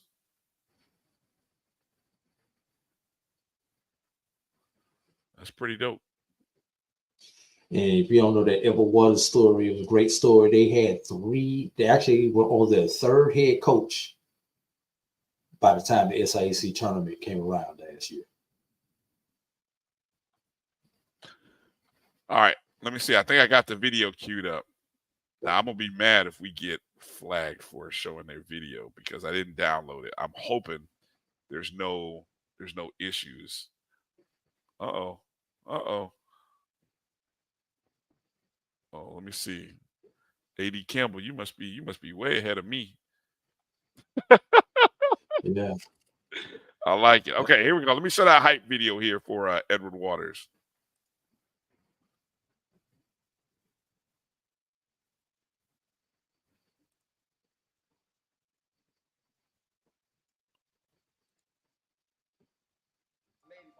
Number one ranked team in HBCU EWU. But they're going to throw her out at first base, and there your champions, the Lady Tigers of Edward Waters. Wins a new school record, and you're the only HBCU to have 40-plus wins in a season, regardless of division, and ended the season on a 16-game winning streak. Give it up for yourselves. The HBCU national champion back-to-back years. Ready or not, here I come. You can't hide.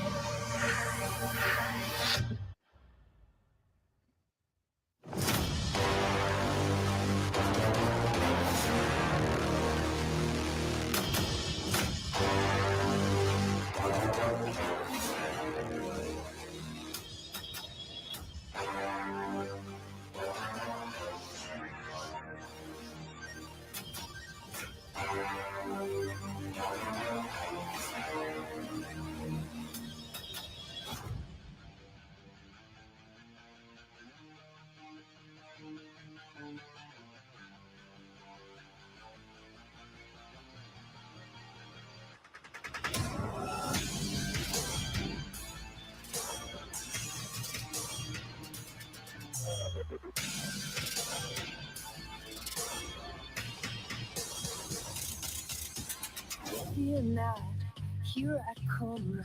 You can't hide. Ready or not, here I come. You can't hide. Ready or not, here I come. You can't hide. Ready or not, here I come. You can't hide.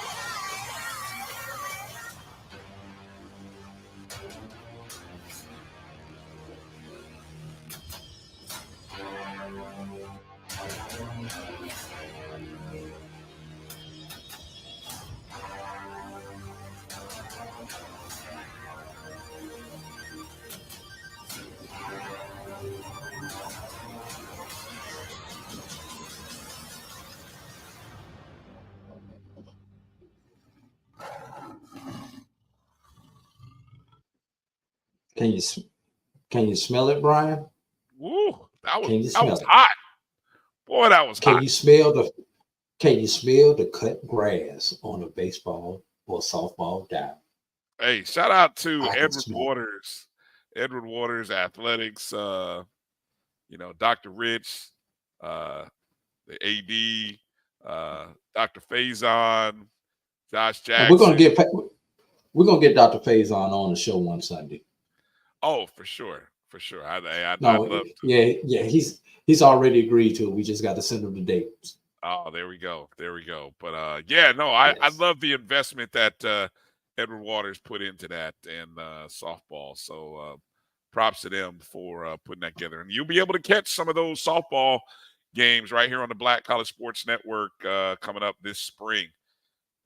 So we look forward to covering the two-time HBCU national champs this year. Yeah. Should be a good time. And there's a hold on the party on Woodward Avenue, Bryan.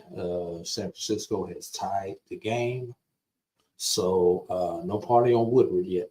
Perfect timing for us to kind of bag up the show, Drew, and we can both sit down, relax. I'm going to crack open a cold one, and I'm going to sit back and kind of enjoy. I'm going to get my snacks ready.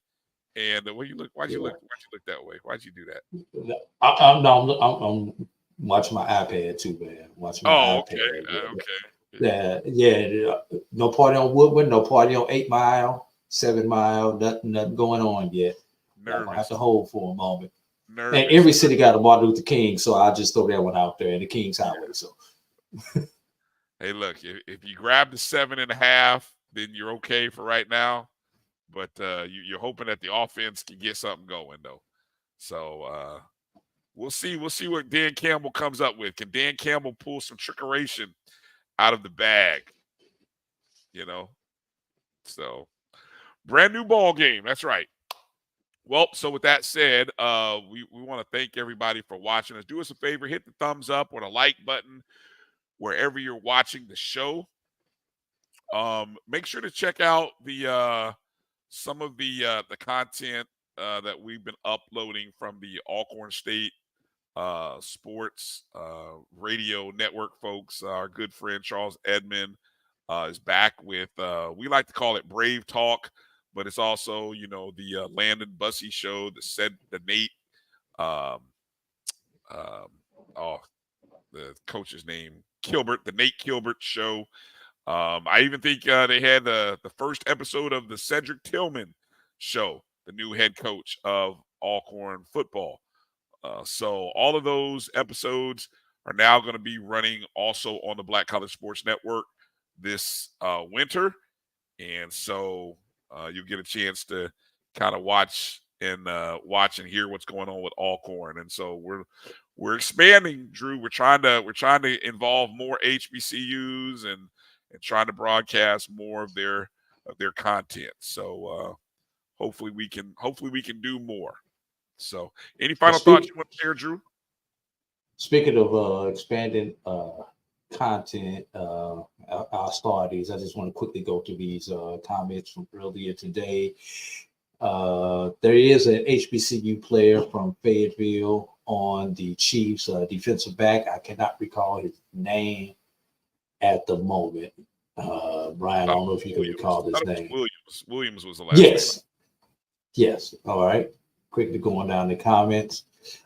shot at Florida A&M from A&T Roy would, and I would expect nothing less from you, A&T Roy. Florida's best up university. And this is something that I know you guys will cover on the ONG Strike Zone. On hey man, who said that? A&T Roy, man, come on, do you expect anything less out of A&T? I expect that from A&T Roy. The trash talking. You don't have an A in there anyway. So nice try, Roy, but you lose. Nice try. No sir. Yeah, from North Carolina Afterthought University. Hey, there you go. There you go. Next. There you go. Ouch. Yeah. All right. Quick, should Cozy bring back the DC, knowing he also wanted the job? Also, can you trust him? I'm sure that's something that you guys will discuss on the ONG Strike Zone on Wednesday, Brian. Well, let me say this: whether you can trust is not the issue. Okay, just imagine wanting a job, being passed over, and then the way you're sort of treated in the interview process, and then still wanting to go back to that organization. I've left a job because of feelings. So if you've ever been in that situation because of feelings, then it'll be hard for DC to come back because of feelings, not because of anything personal with or dislike, but just feelings about the organization. That being the organization ran by the current AD. Okay, go ahead. Finance over feelings, Brian. Hey, if you can get another job, then you're gonna go with the finances at another job. Yeah, right. Ever more, is there opportunity for BCSN to start broadcasting flag baseball? Is that locked out under the current contract agreement with ESPN? There's an ESPN contract and there's an HBCU Go contract, Edwin, that have to be dealt with first before we can get a crack at it. Trust me, we're talking. We have conversations, but that's all they are, just general conversations at this point in time. And to my knowledge, I will say neither one of those entities are broadcasting baseball games right now. Now they might, but I don't think I haven't seen any outside of the tournament or anything like that. Outside of the tournament, right. Yep. Yeah. A.D. Campbell wanted to correct us on something. Yeah, I mentioned that. Yeah, but those dates that I gave when I was going through that, those were the days that they actually had the presser announcing the coach, not the days when the contracts got approved, et cetera, et cetera, et cetera, because I wanted to stay consistent with the days that I was using. So I went with the day that the presser, that each school had their presser announcing their new coach. So that's what that day was.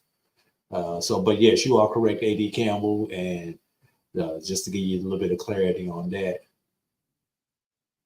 Brian, did you frequent King's Barbecue in Indianapolis? I will tell you, Leonard, King's Barbecue, when I left to go to school in the mid-90s. Early 90s. Yeah, early, mid-90s, and I really didn't come back except maybe every once or twice a year. King's Barbecue wasn't around back then. I didn't grow up on King's Barbecue. So my dad and my sister, my late mom, of course, King's Barbecue came around in the late 90s, I think maybe even early 2000s. So I had a spot that I used to go to every Saturday morning with my dad when we got a haircut. And that gentleman had a great spot, man. He made I learned what good rib tips were. Oh, great. His sauce was so good. I still have flashbacks. That's how good it was. He closed his store down, closed his barbecue spot down, but I still roll by that building where he used to have it, man. I be having some good flashbacks, Drew. Good flashbacks. Yeah. I guess it's kind of like being in St. Louis. Everybody used to ask me, did I go to Sweetie Pies? I never went to Sweetie Pies back when that was hot, because Sweetie Pies did not exist when I lived in St. Louis. You know, I grew up on C&K Barbecue and Mother's Fish. Those were the two quote unquote hood spots where we would eat at. There you go. Yes. And what we got? Last one. Somebody help A.D. Campbell out. Can anyone connect me to the former women's basketball coach, Claudette Farmer? I saw that. I started that because I may know somebody who might be able to connect. And so A.D. Campbell, I know how to. I follow you on Twitter. I know how to reach you. I'll see if I can find that information for you. So you got a couple of degrees of separation that you can maybe be able to help her out with. Yeah, definitely. Yes. So those are all the big comments that we that we started, man. So let's pick up this show and get out of here, man. We got 2 more coaching announcements out there. Maybe we'll hear them this week. Maybe we won't. Who knows? We're 10 days away from signing day, Brian.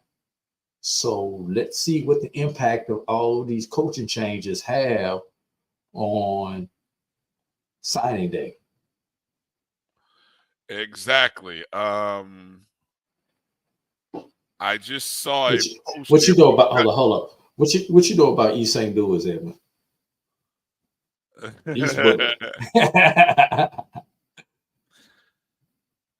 I just saw something. Did you have Bluefield State on that list? Is still looking for a football coach? I didn't know Bluefield State was open. I didn't either, but I'm just looking at something from HBCU Premier Sports and More, and they had. I didn't know Coxon was gone for Bluefield State. Yeah, I guess so. Because I talked to Coxon right after the season. Huh. So that's the news to be. So we'll have to add that to where that shoots the numbers up there if Bluefield State is looking for a coach. Yeah, the question is, will Hugh Jackson this week, will Hugh Jackson be the next head coach at Morehouse? Yeah. Yeah. Hold on. I'm going to put that in a poll real quick. Will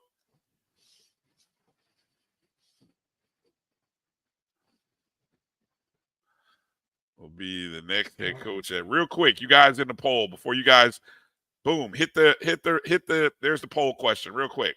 Last poll, hit the polls real quick. Will Hugh Jackson be the next head coach at Morehouse? Real quick. Come on. We're going to see how quickly we can do this in 30 seconds before they come out of commercial break. I want to see what people say. Ooh, it's fluctuating. Ooh, it's flipping here. Come on, hit those votes. I want to hear what you say, people. Hey, A.D. Campbell, if you got any information on that, I wasn't aware of Coach Coxon. Thanks for that tip. But shoot me some information on my Twitter at BCSN Drew if you got any information on that. So we have to add that to the list and recalculate the numbers, Brian. Yeah, I mean, and wasn't he a part of rebuilding that program too? He started. He started the program. Jeez, Louise.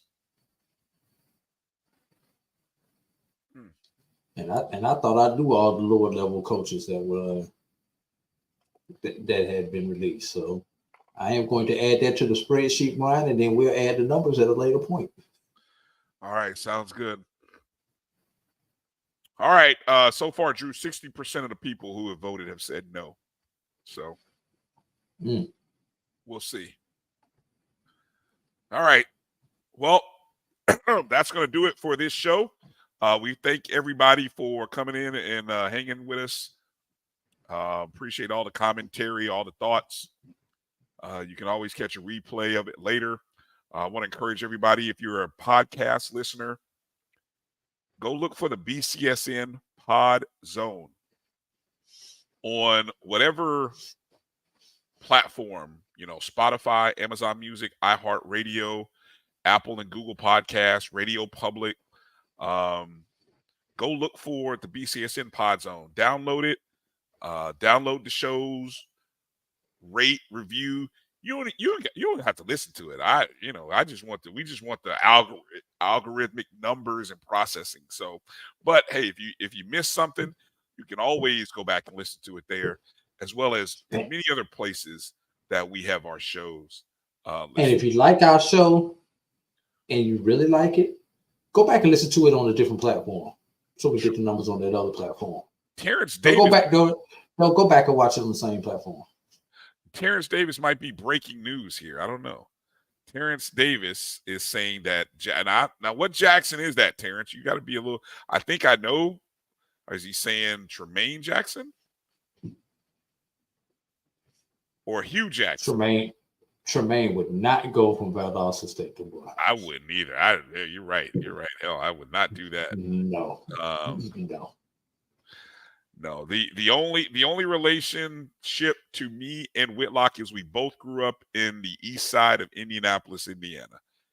And while he was playing with the legendary Jeff George, I was in middle school going to those high school games, watching them play. I did get a chance to meet him one time in Indianapolis back during the Super Bowl year when he hosted an event at his father's old restaurant. If you know anything about Indy, but I didn't know him. Aren't him and Stephen A having a beef right now? Oh man, I went down the rabbit hole of watching that whole thing. Hilarious. All Stephen A did was cuss at him and call him names. And then all Whitlock did was just slice apart Stephen's book. So it was kind of interesting. It was kind of entertaining. But I think that was a Sunday. I think that might have been the Sunday we didn't do the show. So I think that's why we didn't do the show, because I spent the first 4 hours of the morning going down the rabbit hole of watching those two shows and watching them with each other. And after a while, I just said, I got to do something better with my life because this is bad. Man, let's pick up this show and get out of here, man. All right, we've been signing off for the last 30 minutes. I know. Now we're done. All right, everybody, be well. Have a great week. Continue to like, subscribe, and follow the Black College Sports Network at MyBCSN1, the #1, wherever you got us. For AD Drew, I'm Brian Fulford. Peace out, everybody. Well, But earmuff, you stay on hard.